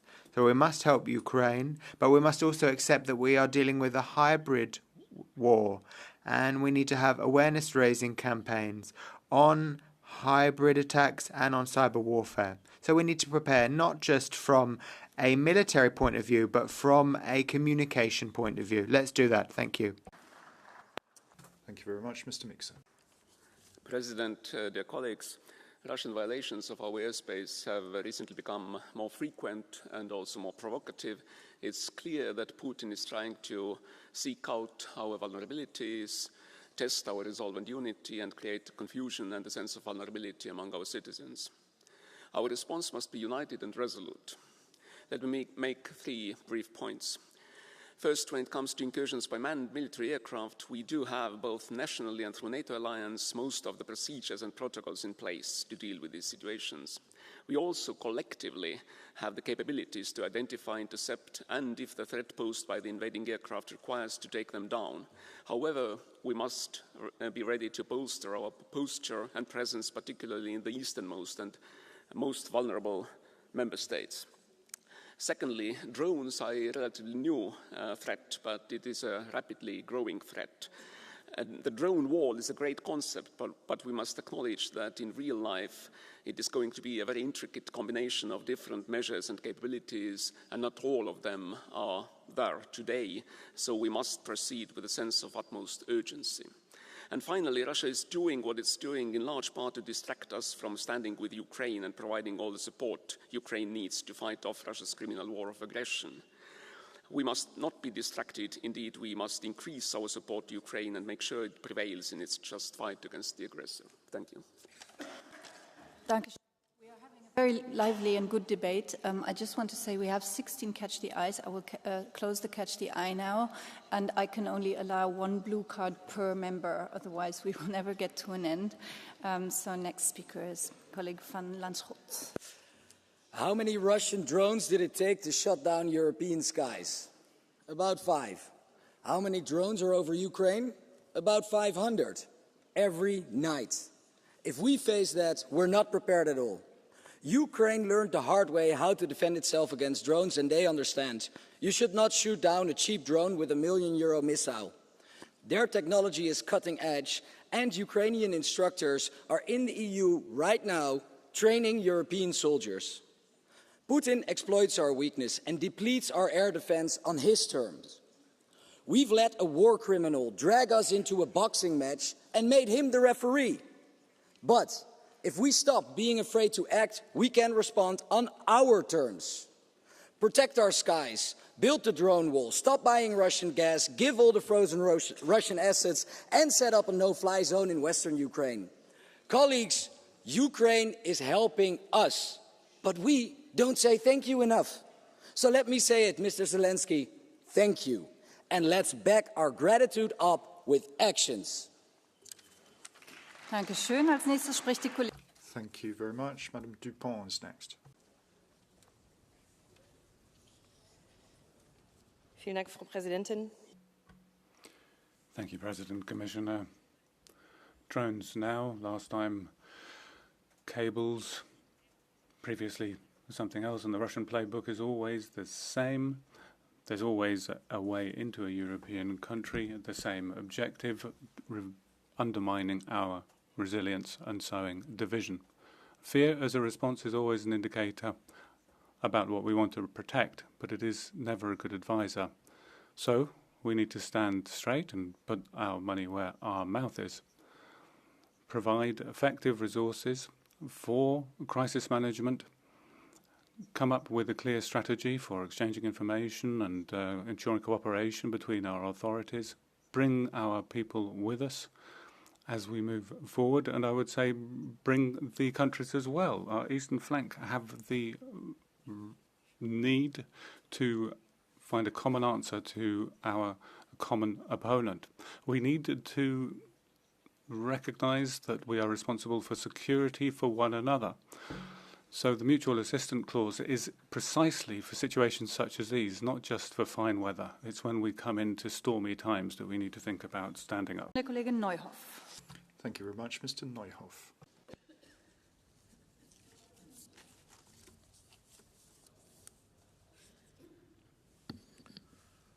Kolleginnen, Ladies and gentlemen, the most dangerous drones are not circling over the skies of Poland, Frankfurt or Copenhagen, but in our heads. The call we've heard here from the black-green religious warriors to have a common reaction to this holy war against Russia makes it all the more worrying. What you're trying to foist on us is a gallimaufry comprised of unproven claims and wild speculations. The drones that were shot down over Poland came from an origin that we do not know. Russia offered consultation, Belarus offered to exchange radar data, Poland ignored both. So having an interest in clarification, which surely should be the order of the day, is something that obviously is not in existence. Ladies and gentlemen, the French Air Force during the Olympic Games last year, on average, downed 6 drones per day in the Paris area. Why then are we not downing those drones over France and over Frankfurt and Munich? Are you worried about what the intelligence would bring? Maybe it's about scaring the European population. Maybe it's about overcoming the notorious lack of unity among European Union states by having this carefully cultivated concept of an enemy. Maybe it's about organising approval for the massive armaments plans of the EU. Ladies and gentlemen, airspace incursions are subject to established international norms and procedures, and obviously drones of uncertain origin should be brought down if they're over critical infrastructure. But we need to make sure we're shooting down the drones above the EU elites' heads who've gone a bit crazy. We have to make sure that this Parliament doesn't have operative orders, otherwise it would lead us into the Third World War without a doubt. Once again, I have to say I can't take any blue cards for those who've already had one because we've got too many people under Catch the Eye. The next speaker is Mr. Sienkiewicz. Szanowni Państwo, ladies and gentlemen, for years Russia has been conducting an unconventional war against the West. It uses hybrid warfare, disinformation, We are thinking and wondering whether Putin will attack the EU. Well, he has been doing it, but differently. The hybrid war is about moving the boundaries of what we can accept. Step by step, Putin is doing that, and he can achieve his goals without a single shot by sowing fear. The problem is not about strictly military measures. This is a war without a war. And this is what Russia is doing. We must say stop, and we must set boundaries and react. I hope that we will be able to adopt a resolution of the European Parliament in this matter. There are some proposals concerning such boundaries. If we don't do it, the aggressor will be encouraged even more. Thank you very much. Ms. Fritzon is next. Thank you, Madam President. Yes, threats against Europe are on the increase. We're seeing drones over my neighbouring country, Denmark. We're seeing Russian jets over the Baltic. It's completely unacceptable. And for that very reason, I, together with my Nordic colleagues, took the initiative to have this debate today. We have to send out a very clear signal to Putin that we are united, that we stand by our countries and our borders, and that we do not accept any form of incursion. For Sweden, my country, the threat of drones is also a reality. Gotland is only 300 kilometers from Russian Kaliningrad. And our position in the Baltic Sea means that we are on the front line as well. And that's why we and Sweden's Prime Minister needs to show leadership, just as Mette Frederiksen, the Danish PM, has done. We need to stand up for developing a European drone wall, and we need to do it now. Thank you. Thank you very much. The next speaker is Ms. Furet.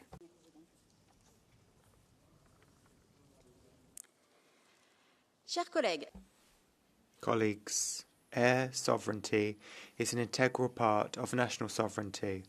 That's a pillar of international law, which Ms. Wazo told us about.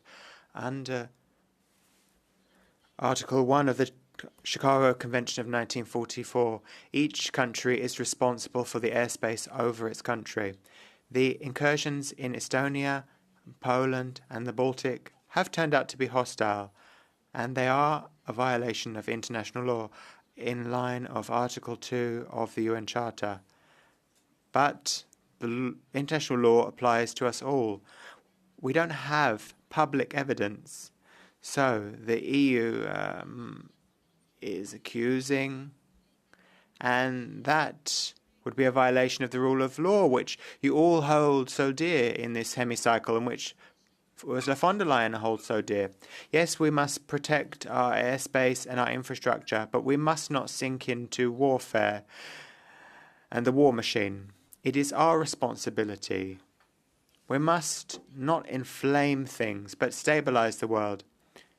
We must not follow in the footsteps of those who provoke, but those who calm things down. We must show clear-headedness. And what would be clear-headed? Defend our security, but while also towing the line on international law. Thank you.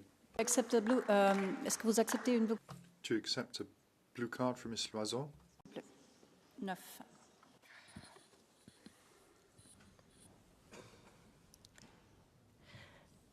Madame Furet. Ms. Furet, your political party has the privilege of being the one which for many years now has had privileged relations with Russia, lots of trips, lots of financing, means you've obviously got them on speed dial. So if you think that appeasement is a good idea, appeasement's a funny word if you look in history, I would call on you to use that speed dial, call the Russian authorities, call on them to stop these provocations against our countries. Cyber attacks, sabotage, overflight of Russian jets. All you need to do is look up to see what's happening. This is a hybrid war, and this is the grey area, the grey zone, and you call yourself patriots, so let's protect Europeans. Thank you. 30 seconds for reply. Madame Loiseau, this is defamatory speech. These are pathetic accusations. You know that none of us have the phone numbers of Russian politicians. And this is not the first time we've said that. And your party has, for a long time, been a hidden child of the USSR. So don't fall into this political infighting and keep the political debate at a certain level. For a woman of your age, I find that very disappointing. Thank you. Mr. Veriga is next. President, colleagues, Russia is continuously testing Europe's preparedness by sending drones or violating airspace by fighter jets. And what do Russia see? That we are trying to fight back ineffectively by very expensive air defense systems. Only now we start to talk about building drone defense systems. This is far too late and we have to rush. When attempts to destroy critical infrastructure in the Baltic Sea started, there was fear to react. The tension of Shadow Fleet tanker finally demonstrated that the EU countries react not only by words. Now we have Russian fighters violating EU and NATO airspace. There are examples of the NATO members who demonstrated that they take it seriously. This time might come to EU countries also. What needs to be done today? If the airspace will become unsafe, this will become not just a matter of security, but also will seriously affect the economy. Defense would be cheaper. Stay consistent with sanctions against Russia and finally stop financing Russia's war machine. And last but not least, to provide needed financial and other support to eastern border countries for the development of airspace defense systems. Thank you. Thank you very much. Mr. Terras is next. Thank you, Madam Vice President. Dear colleagues, there is no doubt that Russia is already waging war against Europe. The measures that they use to test us are all part of the Russian toolbox. We have witnessed an increasing number of airspace violations by Russian drones and military aircraft recently. The way Russia is testing and mapping our response is a clear signal that they are calculating the option of military aggression against the whole of Europe. Today, Europe still lacks a sense of urgency. The fact that this is an existential threat is not understood completely all over Europe. It is our paramount task to demonstrate unity, resilience, strong resolve and more military capabilities. To achieve this, we must invest more in defence and boost the defence industrial capacity. Thank you. Thank you. The next speaker is Mr. Perrin-Carlin. Russia has overtly noted that France is its primary opponent in Europe.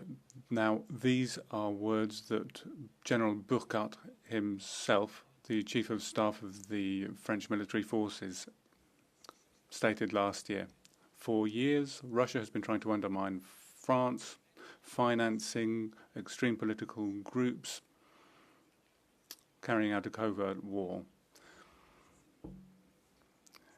Vladimir Putin's drones are violating our airspace in order to test us, and we need to stand firm as a bloc. But how are we supposed to do that when here, in this parliament, pro-Russian agents are participating in these discussions? In order to resist them, we need to act, whether in defence, diplomacy or energy. Our honour, our responsibility is to move forward in a pro-European coalition, which is the only one that can protect our liberty. There's a card by le collègue Mariani. Oui. Thank you. Just let me point something out. France Info, which is not a far-right broadcaster, said in its programme, Vrai du Faux, that no one said what this that was repeated by the army chief. Please share that to the national radio. Merci, Monsieur Mariani. Thank you, Mr. Mariani, for demonstrating what I was saying about pro-Russian agents in Parliament.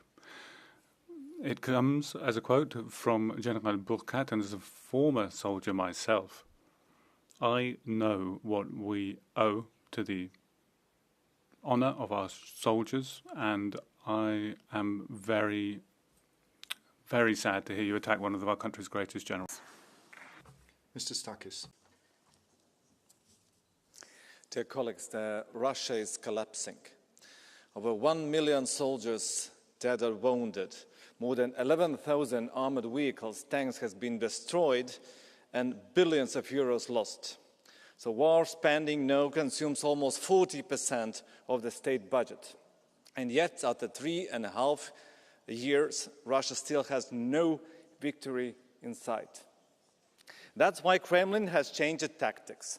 Unable to win on the battlefield, it now seeks to divide and intimidate Europe by financing corrupt politicians, spreading disinformation, and striking our infrastructure to test our readiness.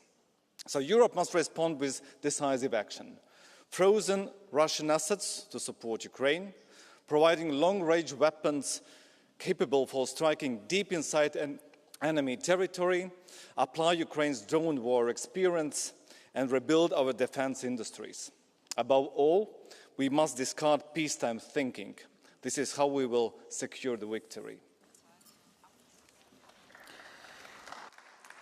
Thank you very much. Our next speaker is Merja Kyllönen. Thank you, Madam Chair. Dear colleagues, recent Russian violations of EU member states' airspace and critical infra are not isolated incidents. They are deliberate acts testing our unity, our resilience and our credibility.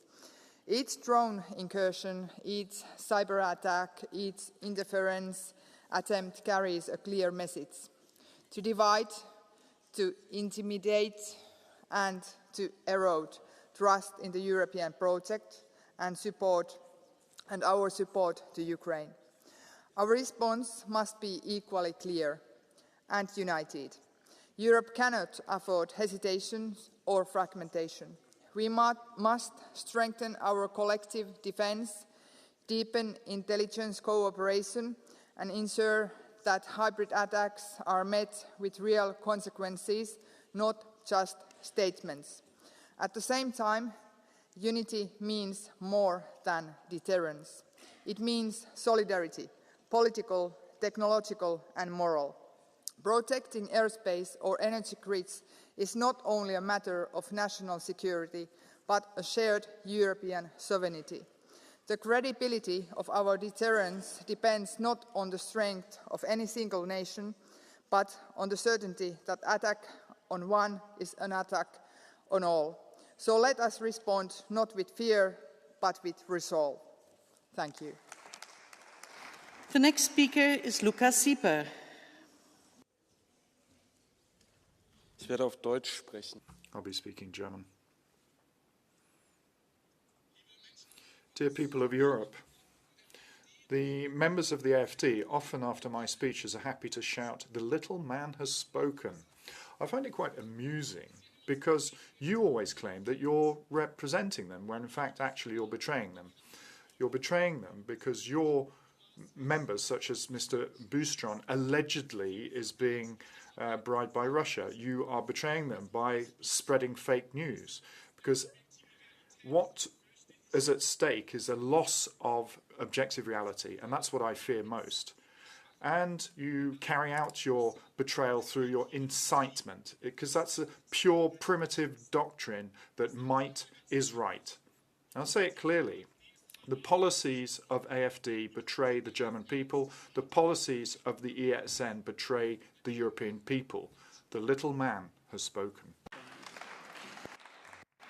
Die nächste Rednerin, the next speaker, is Sandra Kalniete.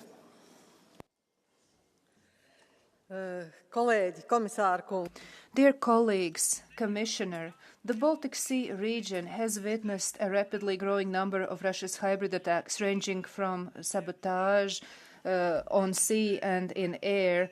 Russia is trying to sow fear in our society, and it tries to make us to decrease our support to Ukraine. We have to cater for such air defense capacities that would deter Russia from flying its drones in EU's airspace. We have to learn from Ukraine, which has developed technologies, and each night they successfully hit down hundreds of Russian drones.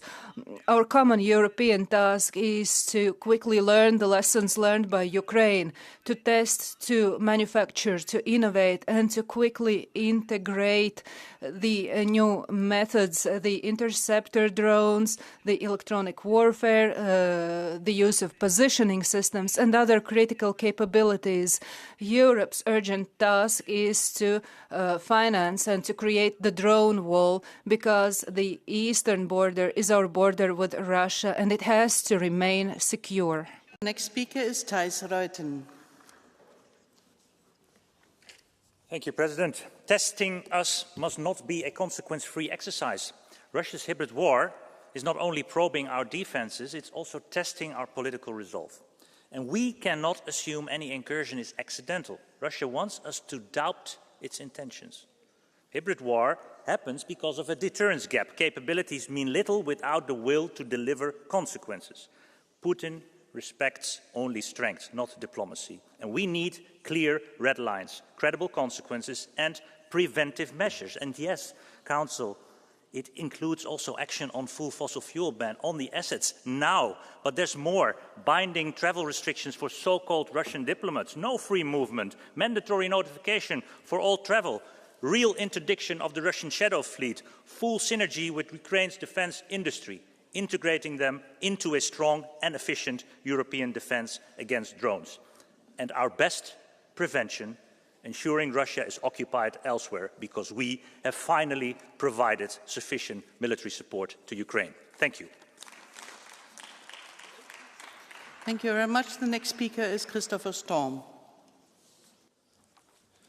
Thank you very much, President. Each day in Ukraine, unfortunately, we see a war that is being fought with drones and destroying the power network, infrastructure, towns and civilians, but the population is continuing to fight, has done for 4 years, a heroic fight to keep Russia off their territory. Now, what we see in Denmark and other EU countries is that drones are flying over our houses, our airports, even our military bases have been overflown. It's new, it's difficult, and it requires a response. Von der Leyen said today that this is a hybrid war and we need to take it very seriously. I agree absolutely, but I'm not comfortable with the EU being responsible for protecting Danish families. That's what we have NATO for, which has experience and know-how in how Europe should be protected in situations such as these. So EU, with von der Leyen as president, is a little bit like bringing Harry Maguire on for Manchester United. For all that she likes to try and tackle problems, at the same time she just leads to greater division and less support. So we need to stand together in Europe in order to respond to Russia. Next speaker is Dan Barna.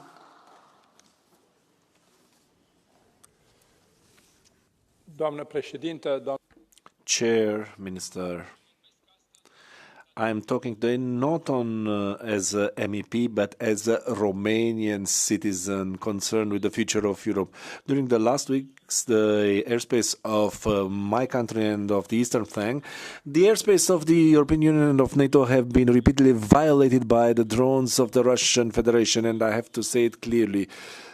these are not accidents. These are challenges in order to test our commitment and our capacity to react. Drones are not an IT fantasy, a feature from Counter-Strike video games. They are very real. They are drones violating our sovereignty and a direct threat against the safety of our citizens and an attack against the stability of the entire Black Sea region. Russian proves once again that it is a very present threat and very concrete threat against the peace on our continent. Naive, optimist, passive attitude is not an option anymore. We greet the response of our allies by launching the Eastern Century NATO mission. It is a clear signal of unity and solidarity, but we have to make more with the European Union. We have to accelerate the financing and implementing of a drone wall using our common defense programs in order to develop technologies able to neutralize this very real asymmetrical threat. Romania is among the frontline countries, but this frontier is a frontier of Europe. Now it is a time to show that our solidarity is not only a statement, but an invincible and efficient shield. We have to act firmly together in order to protect every centimeter of European territory. Thank you. Speaker is Ioan Rareș-Bogdan. Excellențele voastre, Your Excellencies, the EPP president has synthesized the best what happens in the EU. Putin needs to test us in order for us to react. So, in other words, let's go. I come from Transylvania. Avram Iancu also comes from them. He's a hero of Romania's emancipation. He held the briefest speech in history. So come on. The paradox is that in past centuries we've learned what dictatorship looks like, but apparently we haven't learned much. What should Putin do?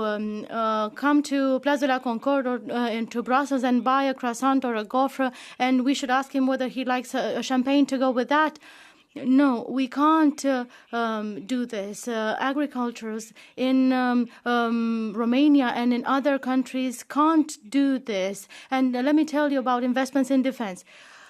What if you were sitting in the sun after lunch and you have somebody who comes and destroys your entire village? Europe needs to wake up and quickly invest in its defense capacity.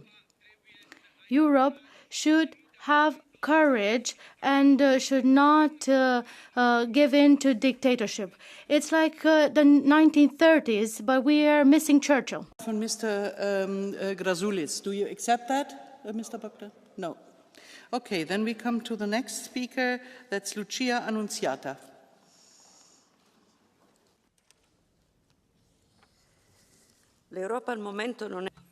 At the moment, Europe's not at war, but there are European countries that are threatened.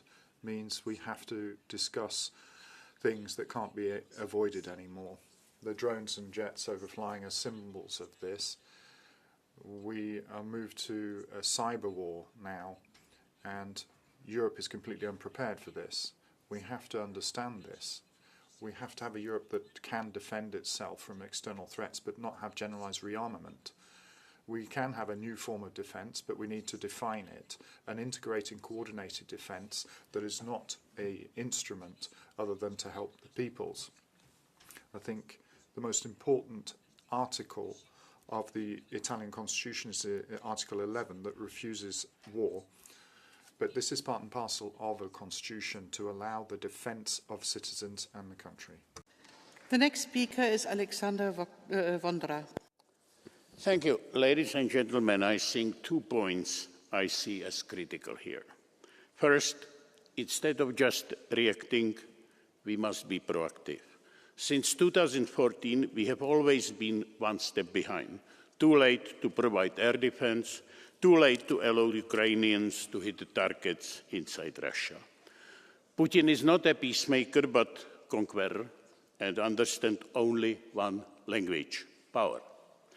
Secondly, it is the national governments that must do their part first by raising defense budgets enhancing the industrial base, strengthening the civil preparedness. But we cannot overlook the elephant in the room. Our economies, our industries are shrinking under the excessive climate regulations. If we want to succeed, this legislative moloch must be dramatically cut down. The next speaker is Peter Volgin. Уважаеми колеги, colleagues, those who suffer from schizophrenia have hallucinations, and those who suffer from chronic Russophobia would imagine that any unknown object that disrupts them, be it a toy or a drone, is necessarily manufactured in Russia.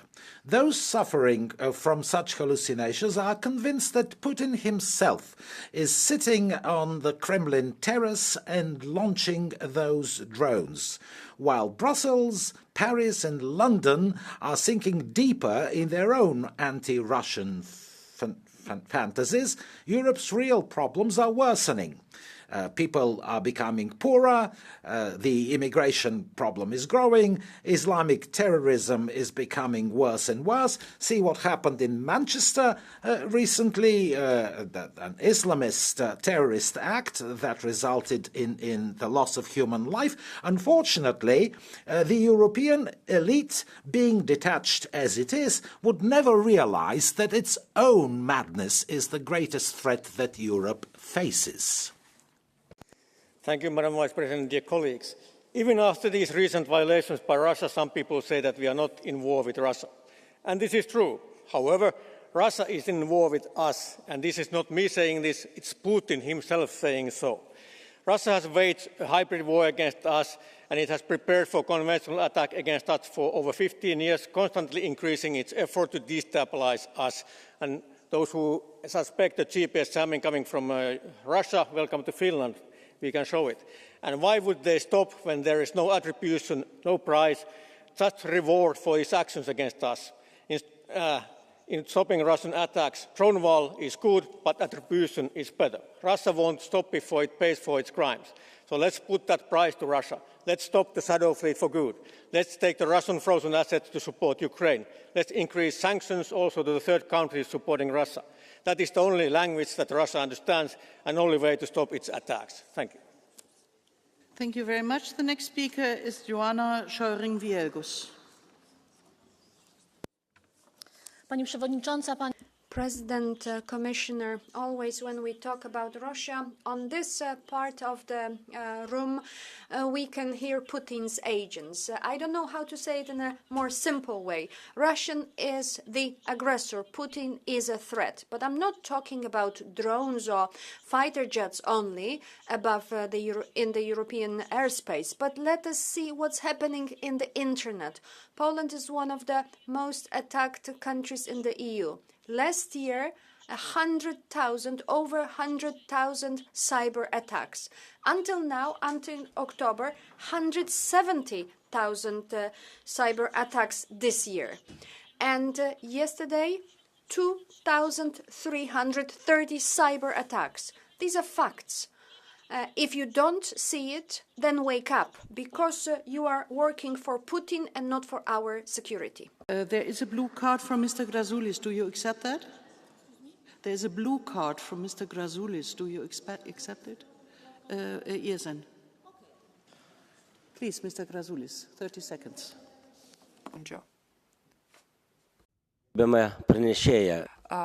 Honourable Speaker, I would like to ask you as a representative of the majority here.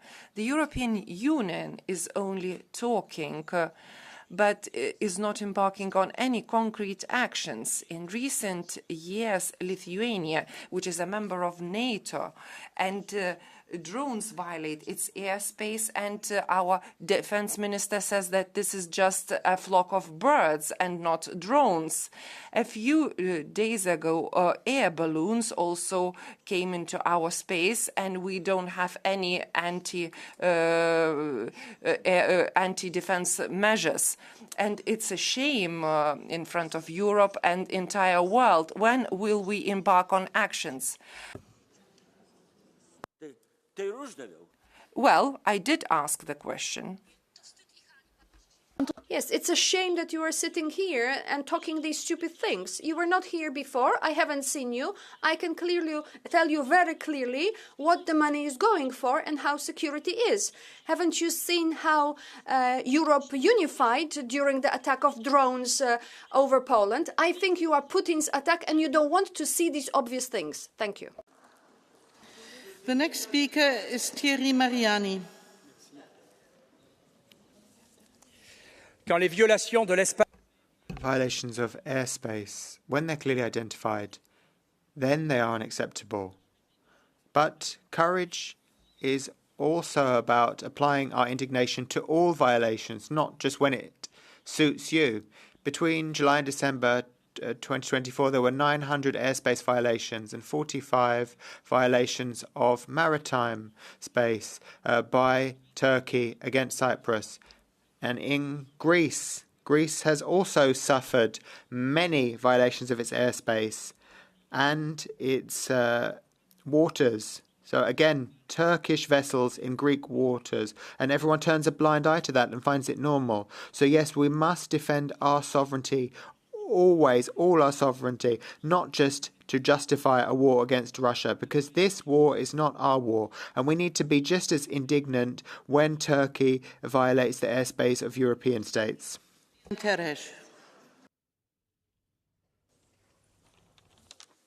Thank you. Dear colleagues, Russia's incursions into EU and NATO airspace over Romania, Poland, Estonia and other countries are not accidents nor navigational errors. They are deliberate provocations designed to test our response time, radar coverage and political will. Each airspace violation is reconnaissance. Moscow studies our coordination and readiness without crossing a formal threshold of war. These calculated violations are part of a broader psychological and hybrid warfare campaign aimed at intimidating and shifting public opinion as well as normalizing aggression. Scrambling jets and issuing diplomatic protests or condemnations are necessary EU and NATO responses, but they are not sufficient. From a military standpoint, true deterrence demands visible readiness, joint patrols, and immediate and firm consequences for repeat violations. Any hesitation is perceived in Moscow not as an act of goodwill, but a weakness. A weakness always invites to more aggression. I call, therefore, that in the case of a future EU and NATO airspace violation, after an initial warning, the objects be shut down. Thank you. The next speaker is Juan Ignacio Zoido Alvarez.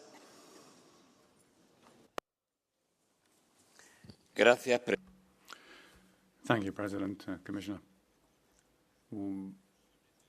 In just a few weeks, we've seen multiple incursions into European airspace becoming more and more reckless. And those in addition to the hundreds of shadow fleet vessels around our coasts. The threats are coming from all sides. What began in Poland is expanding to the rest of Europe. The airports of Copenhagen and Munich have had to close, leaving tens of thousands of passengers stranded. Unidentified drones have been spotted flying over military bases near Brussels, and I fear that it's just a question of time before they get to the south of Europe. Putin wants to test our commitment to collective defense and is fully aware of what is at stake. And that's why we need to be firm and united in our response, because nobody is sufficiently remote, nobody is sufficiently safe not to participate.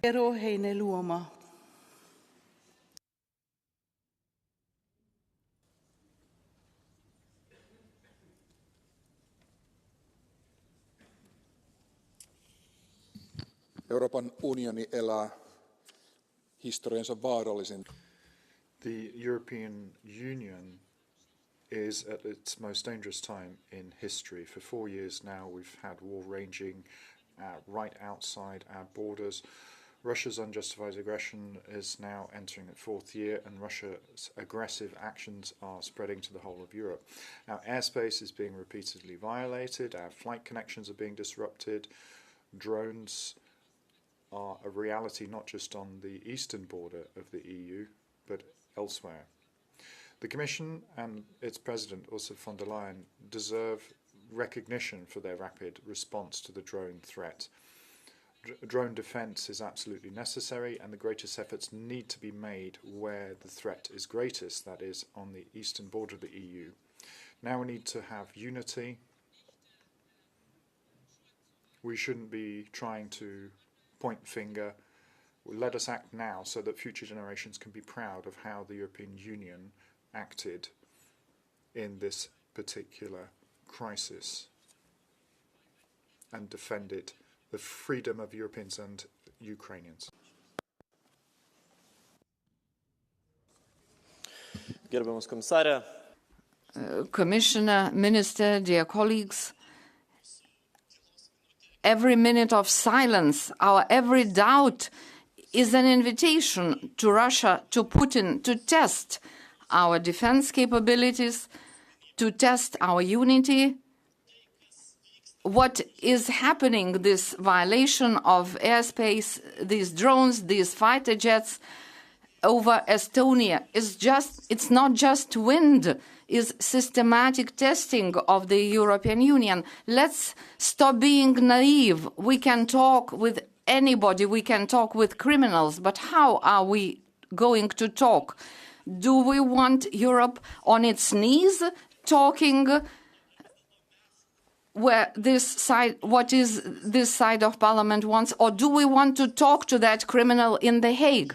This is the question of utmost importance. We have to be active. We have to close our skies. Europe has to recreate its defense architecture, not on paper, but in real life, and not wait for tomorrow. We must do this now. Grazie, Presidente. Thank you. Delle infrastrutture critiche degli Stati membri sono episodi che hanno messo a dura prova la sicurezza europea. Sono dei veri e propri test di resistenza politica e militare che mirano a misurarne la vulnerabilità e la capacità di reazione. Ed è per questo che serve una risposta unita e determinata, rafforzare la sorveglianza congiunta, sviluppare rapidamente la rete paneuropea di difesa aerea e dronica, migliorare network alert mechanisms, the problems with what's going on over our seas, over our skies. We need to react so that we can guarantee both our citizens' safety and our economy. And this is not just something that affects Europe, but we need to have a common culture of defence that goes beyond the military dimension. We need to look at diplomacy, innovation as well. Otherwise, we'll remain without any autonomy and at risk. We need to have a strong European pillar for NATO that will make it more stronger and more credible. And the development of this European defence, starting almost 70 years ago, is high time that we transform reality to defend our future. The next speaker is Per Clausen.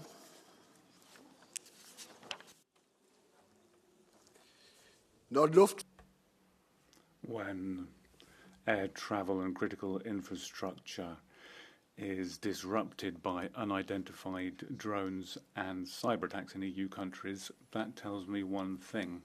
EU and Denmark are not capable of standing up to the threats that we are facing for a number of reasons. One of them is that we're more focused on competitiveness and deregulation than genuine problems and finding genuine solutions. We are facing three major threats which all seek to undermine our security: climate crisis, social inequality and poverty, and threats and hybrid attacks from foreign powers. If we're honest, then that does mean a threat from Russia, but we also need to recognize there's a threat to Denmark and Greenland. Now, there's an idea to build a drone wall, but that might sound smart, but it's not a solution because drones can come from all sides. They don't respect walls or borders. And the solution certainly isn't to buy more expensive American jets or missiles. We need to build civilian defense, air defense, and protection of our critical infrastructure, and for once and for all, stop the Russian shadow fleet, which in all probability is being used to launch some of the drones that have created so many difficulties for us. Thank you. The next speaker is Tom Berendsen.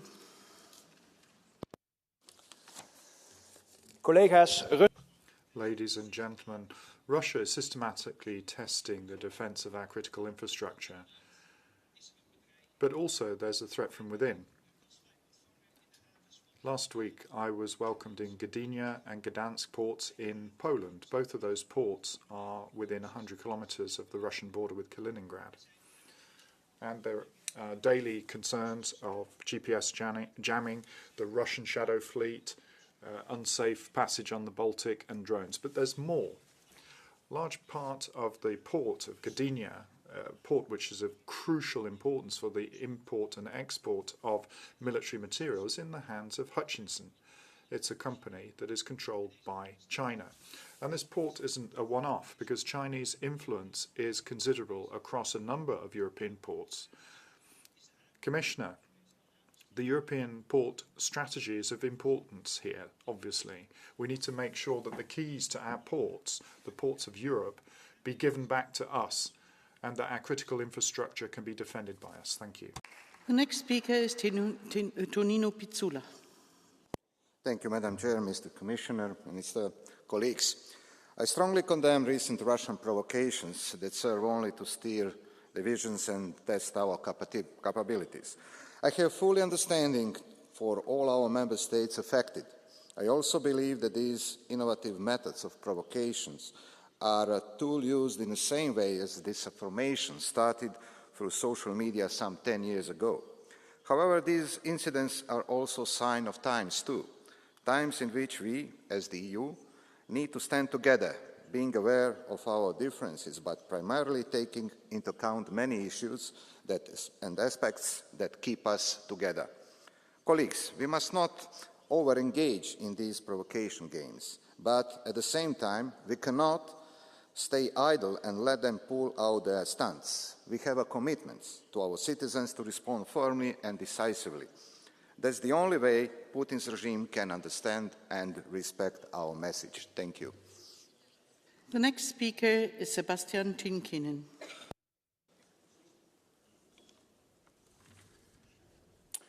Arvoisa puhemies. President,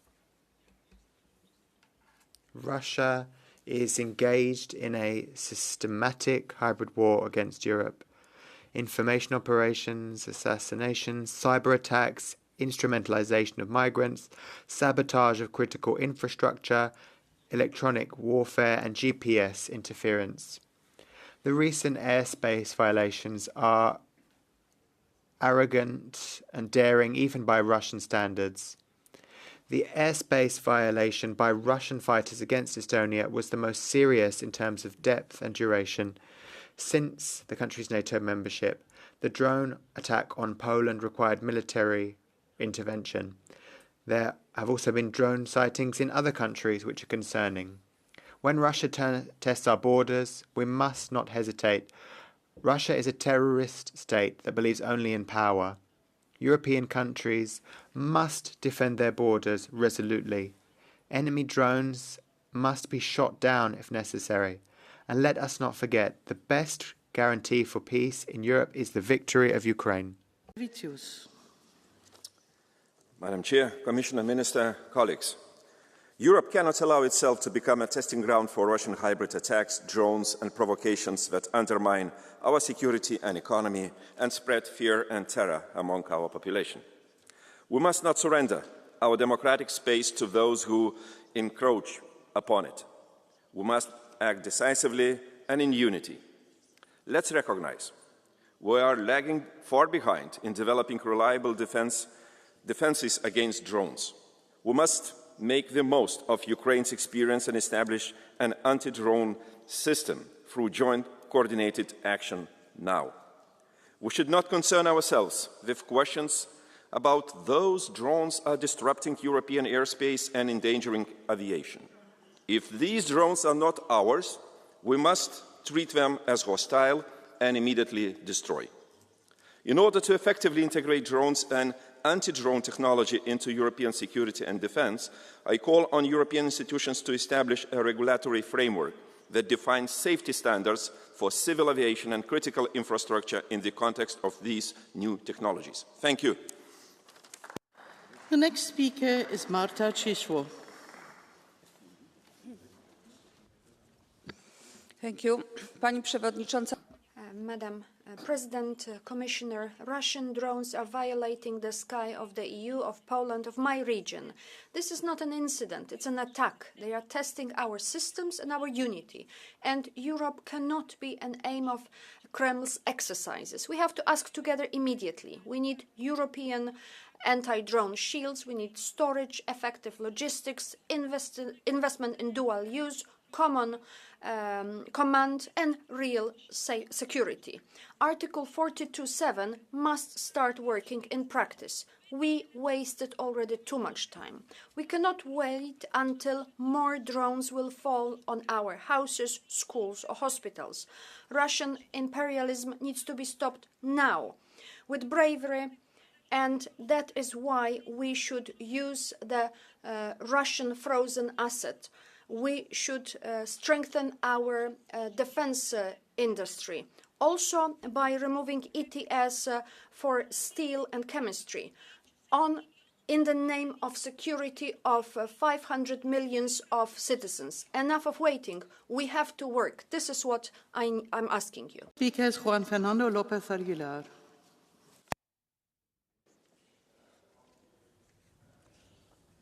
Frau Präsidentin.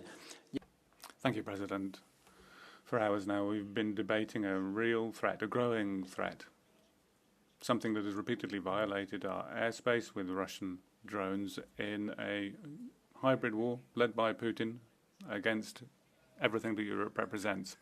After having listened to President von der Leyen, what are we left with? Well, clearly we need a strategy, part of which is building a European shield, a drone war. But that's not enough in terms of just announcing it. In order to be effective, we cannot await a system to bring 17 fragmented budgets together. What we need to do is promote integration of cybersecurity capacities with sophisticated technologies that can detect and identify drones and deter Putin. But our response needs to be credible. We can't undermine what the EU represents, namely investment, resources. The Union needs its own resources. And therefore, in order to guarantee its credibility, it needs to protect solidarity and credibility, nor the pillar which protects the dignity of work and housing. Thank you. The next speaker is Ville Niistö. Arvoisa puheenjohtaja, Venäjän kiihtyneet Madam President, these hybrid attacks constitute a change. Russia doesn't know what it is to do, and we have to stand by our values. We have to act. We have to defend ourselves from these drones, but at the same time, we have to ensure that we consider what Russia is actually scared of. The shadow fleet has to be stopped. We need to continue to support the Ukrainians economically as well. Fossil fuel imports from Russia need to be stopped, and that means that Russia would get 60 billion a year less. We need to work together. If we act now,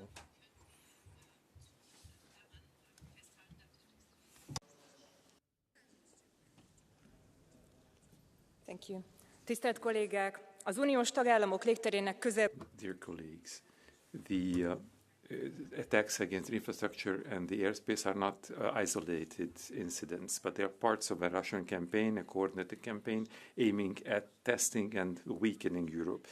Together with the disinformation campaigns, they are parts of a hybrid strategy, which is to attack our unity and democracy. This campaign is not clandestine anymore. When President Putin openly said that Hungarians can only stay Hungarian under Orban, he revealed the real strategy of Moscow. They used the question of identity to divide people. This is not diplomacy anymore, it is open meddling. He threatened Hungarians that we have to decide between being Hungarians or going for the future of Europe. Our response has to be as coordinated as the threat itself. We have to strengthen our collective defense by the Eastern Shield and render societies resilient against hybrid attacks down to citizens. Only unified and with resolve can we defend our political systems and borders, but also the democratic values which are the roots of our identities. There's a blue card from Mr. Andras Laszlo. Do you accept it? Yes, please.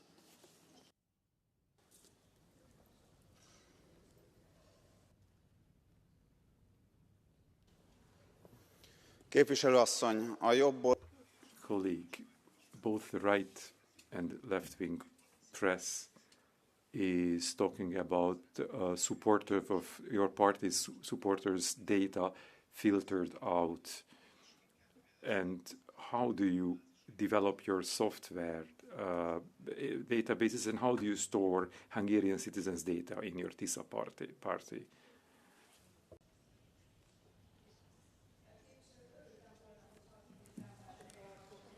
Mikrofon.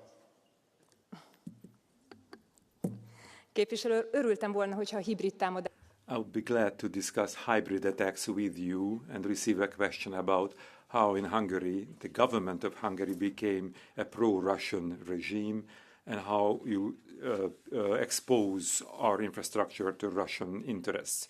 You in your speech recently said that the diversification time and she can give her answer. Not answering the question. Thank you very much. You had the 30 seconds and now that are the 30 seconds for the colleague. Emlékeztetni szeretném, hogy I have to remind you that your government, the Orban government in Hungary, was the one that since 2021 to 24 increased the Russian imports of oil from 60 to 81%. Why didn't you diversify our energy imports? Are gone now because in the catch the eye you have 30 seconds here and 30 seconds there. And please, Mr. Laszlo, respect the time. Now we come to the catch the eye, and our first speaker is Dariusz Joński. 1 minute.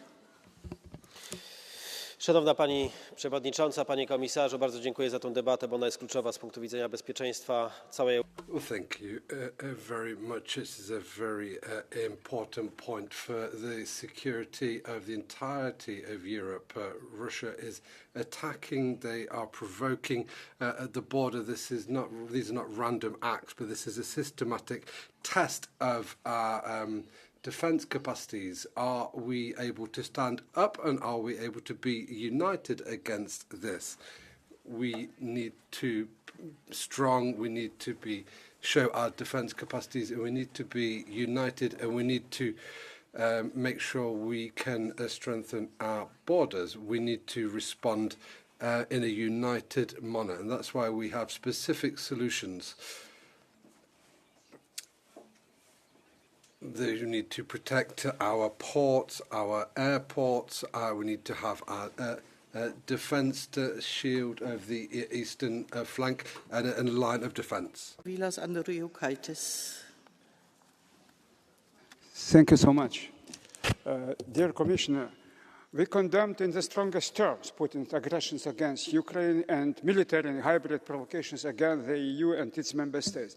European Commission proposed, first, the protection of sovereignty and critical infrastructure of the European Union and its member states. Second, creation of multi-layered anti-drone and air defense system. Third, coordination with NATO. And fourth, boost investment in security and defense union in a coordinated manner. I welcome those proposals. It's really a very strong statement. But the report based on research carried out for the European Parliament Research Services shows that the cost of non-EU in defense spending estimated to range from 18 to 57 billion euro per year. And I ask you, Mr. Commissioner, to encourage member states to understand that we need to spend every euro and to act in coordinated manner. Don't allow member states to act separately because the cost will be very high, much higher. We need strongest and united response. Thank you, Commissioner. The next speaker is Arkadiusz Mularczyk. He's not there? Okay. Then we take Lubica Karawazova.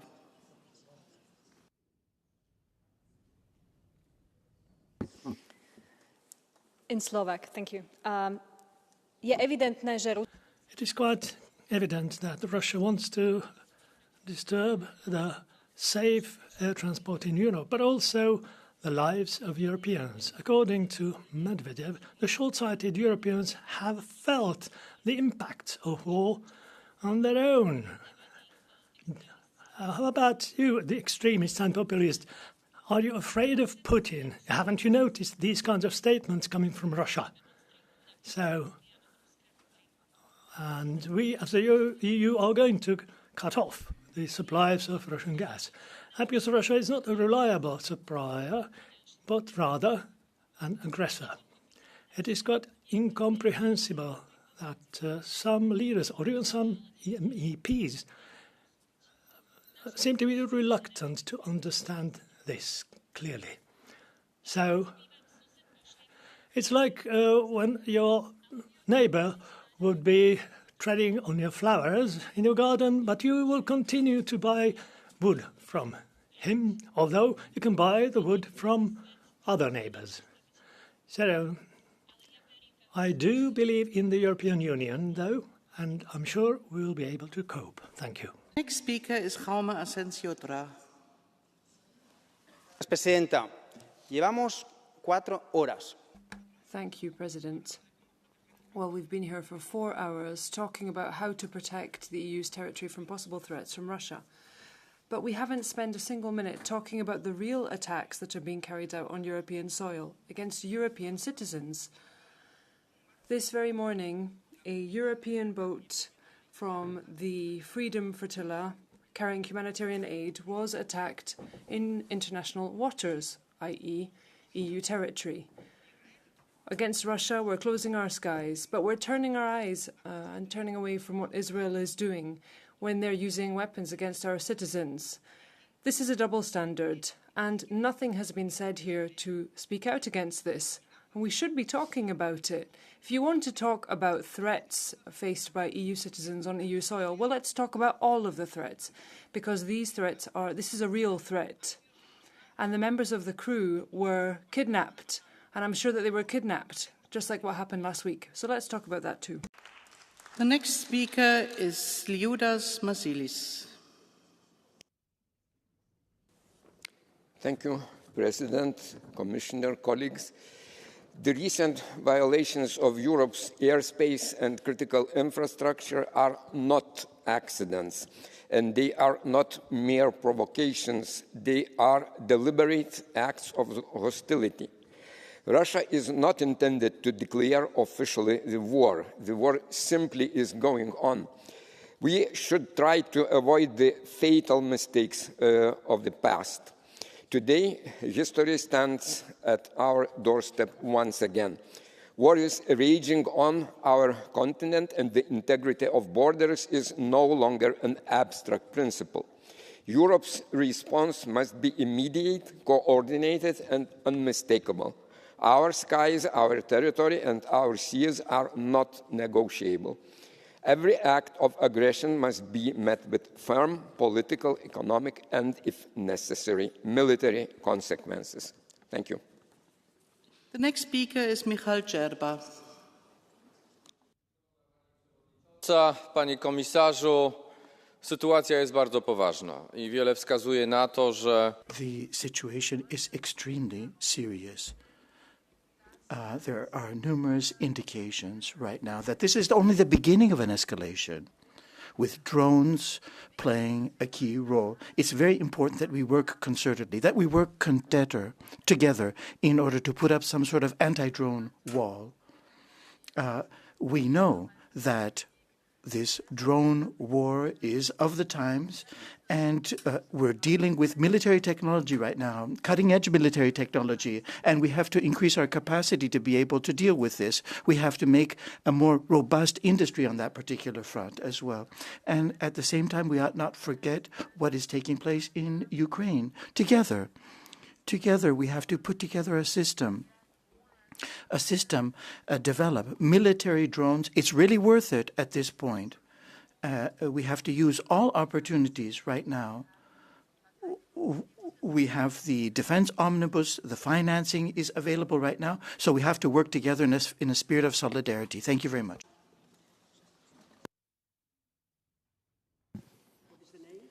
Madame la Ministre, Monsieur le Minister, Commissioner, Belgium, Poland, Denmark and others, drone incursions into EU airspaces being seen in a range of different places. The Russian threat is not limited to Ukraine. The entirety of Europe is under threat, and we need to respond as one united continent. The failure yesterday of the third trilogue on EDIP is utterly pathetic. The truth will show us that the accountability will not fall on the Commission. It's member states who are refusing to put the resources, the financial resources, into the pot. We're attacked. What's the response to this? 1.5 billion. So essentially nothing in defence terms. Our enemies are rubbing their hands if the European defence is just a paper tiger. We need to change our direction on this. Now, with my colleagues, the shadow rapporteurs, we've looked at all different possibilities, using money from SAFE or using money from the RRF, for example. Take this opportunity, Madam Minister, get the finance ministers round the table and come back to us with increased ambition. Thank you very much. Next speaker is Elżbieta Katarzyna Lukaszewska. Pani Przewodnicząca, tym, co bardzo niepokoi, jest świadomość, jak wielu... Madam President, the most significant concern here is to see how many of Putin's proponents are spreading disinformation here. There are politicians in this very chamber who believe it's possible to negotiate with Putin, but the only language he understands is that of power. Russian drones penetrating the Polish airspace as well as that of other countries, that's no coincidence. It's a Russian provocation.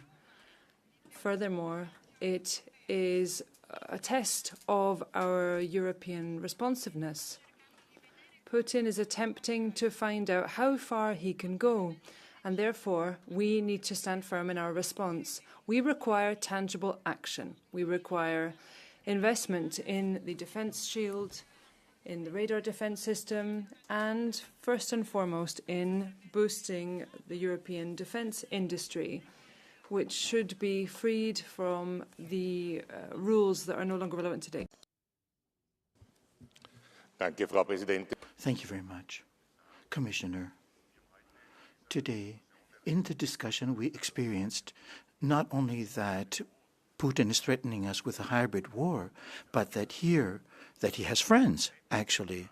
He has these marionettes here, the puppets, actually. And we have heard from the Italian Lega that there's an agreement with Putin's party as well, that young people ought to work together, that the new generation ought to work together to forge a patriotic future of friendship.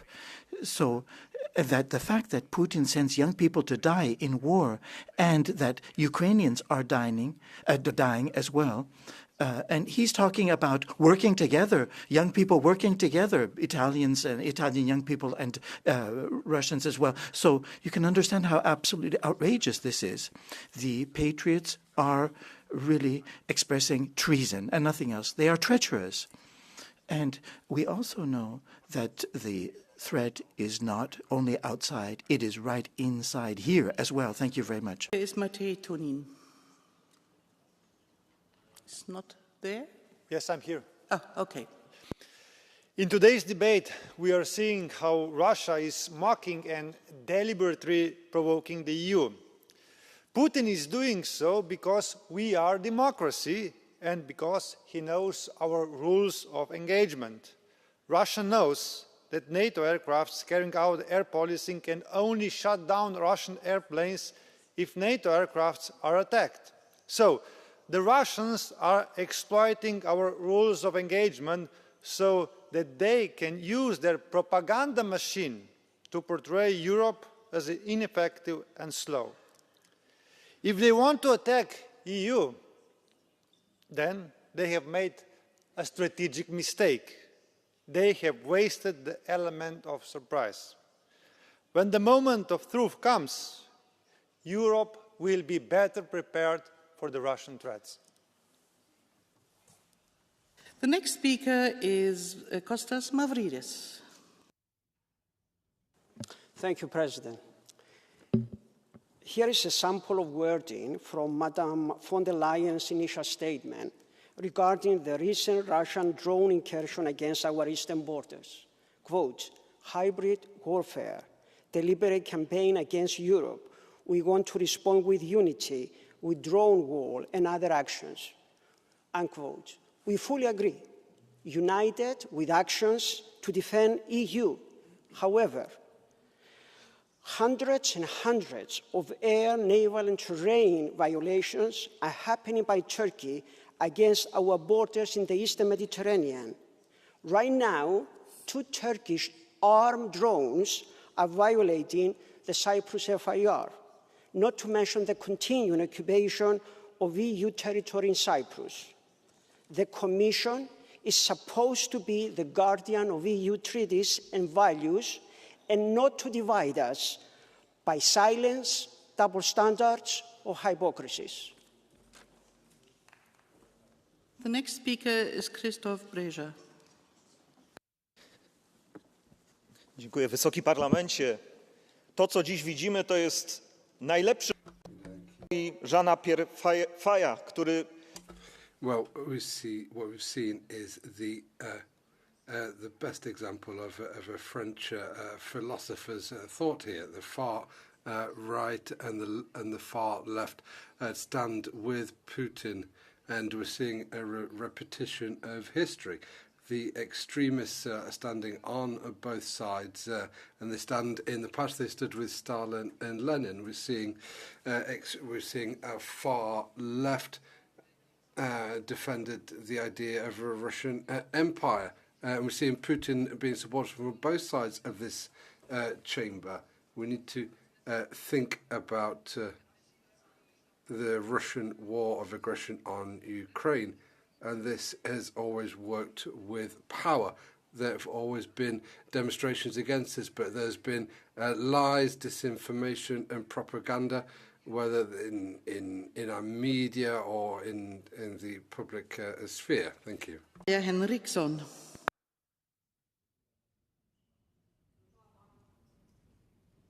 Fru talman, det är alldeles klart att de Thank you, President. It's clear that the Russian attacks are unacceptable provocations. So the member states must take action, and take action together. The European Union also needs to act. This is about supporting Ukraine in its struggle, since it's our struggle too, for freedom and for democracy and for Europeans to have a future. This is a topic on which the Commission will have to make a swift decision. We need to be able to use the frozen Russian assets. We have a border of over 1,300 kilometers with Russia, and we need to be boosting the eastern flank. Is Sean Kelly. How the narrative changes. A few months ago, we were all dancing to the tune of Donald Trump as he touted his peace initiative in Ukraine. Of course, Russia had no interest whatsoever in peace, as we have learned since. And also, of course, talking about peace in the middle of a war is like a football team talking about celebrations in the middle of a match. The best way to guarantee celebrations is to win the match. The best way to guarantee peace is to win the war. And in fairness to the Ukrainians, they're doing a damn good job at it. A 3-day war, in Putin's eyes, has extended to 3 years and a lot longer. He's lost 1,111,000 troops and is not making great progress, a kilometre here or a kilometre there. As regards the violations of our airspace, I have one observation. What would happen if we violated Russian or Belarusian airspace? There's our answer. You meet fire with fire. We've got to develop the firepower to so do. And Commissioner Kubilis is doing his best to build up our defences. We need to rally around and make sure it happens. Thank you very much. Now I pass the floor to our Commissioner, Andrius Kubilius.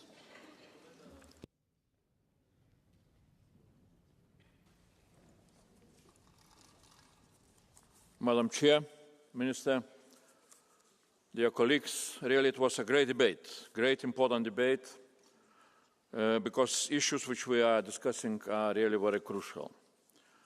Quite many of speakers were repeating very well-known truths. We are not at war, but not at peace either. What we need to recognize that perhaps it will continue for years to come, with provocations, disruptions, and sabotage acts.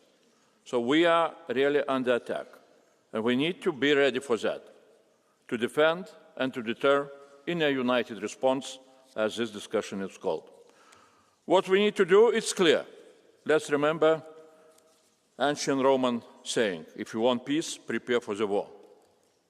Another way, prepare for surrender. And if you want to have Putin-style peace. I would like to remind ourselves, it's Russia waged the war against Ukraine, not Ukraine attacked Russia. It's Russia started provocations against Poland, Baltic states, Copenhagen, and other countries in Europe, not EU provokes Russia.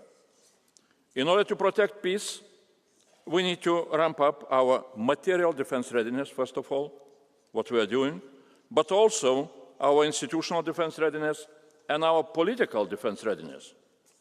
Either we are politically and practically preparing to deter Putin, or we are fighting each other. It's a choice for each of us. Russia's provocations are reckless, irresponsible, and dangerous, a threat to the people and peace of Europe. They must serve as a wake-up call. We need to act very practically and effectively. Drones are the future of war and the future of provocations. It's pity that here was a need of recent provocations for us to wake up. And it appears that we are badly prepared for this future. At the moment, our defenses are really not ready to detect drones and to see and to track them when they are crossing our borders.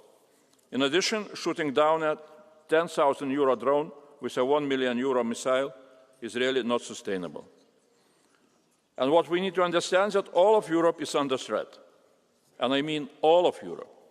A Russian Geran 2 drone has a 2,500-kilometer range. And from Kaliningrad to Belarus, it can hit targets in Denmark, Sweden, Belgium, Netherlands, Germany, northern France, and Hungary. And it can reach even Brussels and Strasbourg. From container ships, drones can destroy targets all along the coast of Europe. The question is what needs to be done.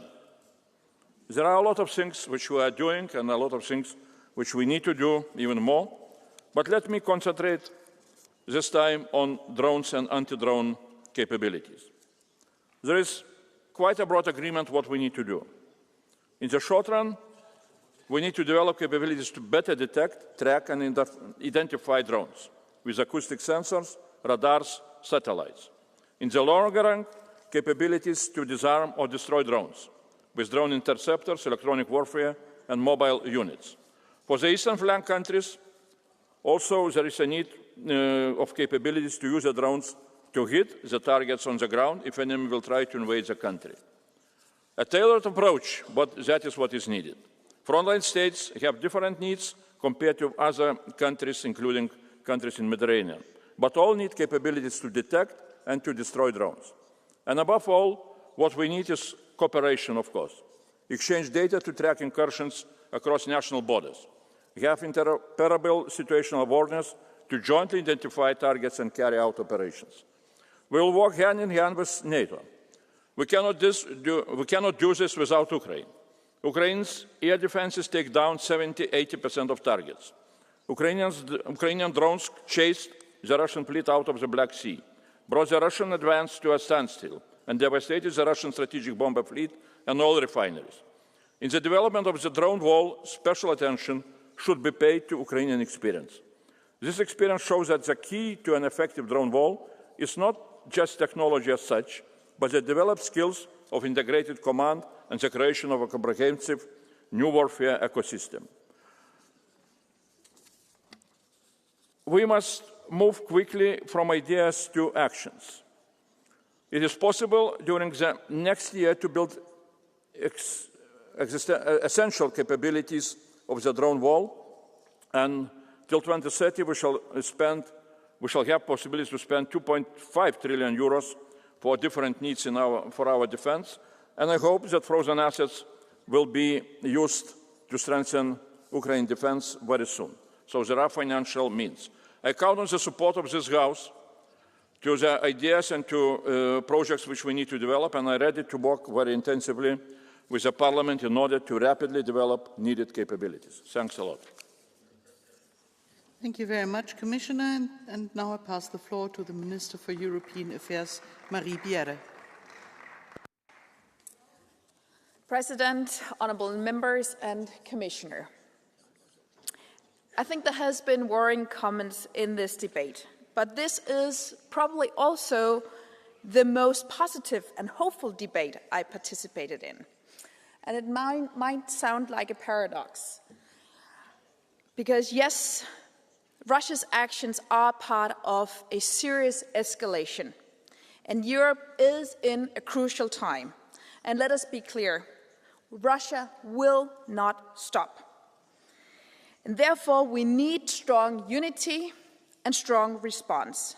And that is exactly why I get hopeful when listening to this debate today. It illustrates what is happening. Europe stands more together. When Danish citizens from the Patriots criticized Denmark from receiving assistance last week during our informal European Council meeting in Copenhagen, it is not a sign of weakness. Denmark received police assistance from Sweden and Norway and military assistance from Germany and France. It is a display of unity. And what is about to happen? Europe stands more together. We need to show solidarity and action, as several of you said. That is what we do. And I agree with the comments from several of you, not all. But the debate shows broad political support for a stronger Europe and a stronger response. Mr. Halicki from EPP was advocating for a stronger defense industry in Europe. Madame Garcia Perez from S&D said that Ukraine needs to win. Madame Ayer from Renew said that we must be powerful if we want to be free. And Madame Reinke from the Greens said that We need European strength. And I think all these comments and many more show that EU is getting better prepared, that we stand more united, but we must continue the course. We need to enhance our support for Ukraine to defend itself against Russia's war of aggression. And this requires state-of-the-art technology. And Ukraine is a key partner in this regard. We need to learn from their battlefield experience and foster close collaboration on defense industry with Ukraine, including on EU soil. At the same time, we must continue to maximize pressure on Russia. This requires urgently strengthening the restrictive measures against Russia and stepping up our outreach efforts to other countries. And last but not least, we need to ensure accountability for Russia's continued war of aggression in Ukraine. Russia's war crimes cannot be left unpunished. Thank you. Vielen Dank, Frau Ministerin.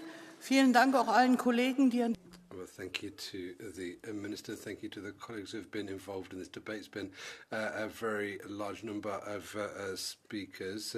So there are a number of motions for resolution, and the vote on those will take place tomorrow. We'll take a short break, and in a few moments we will welcome Jens Frederik Nielsen, the Prime Minister of Greenland. Thank you very much.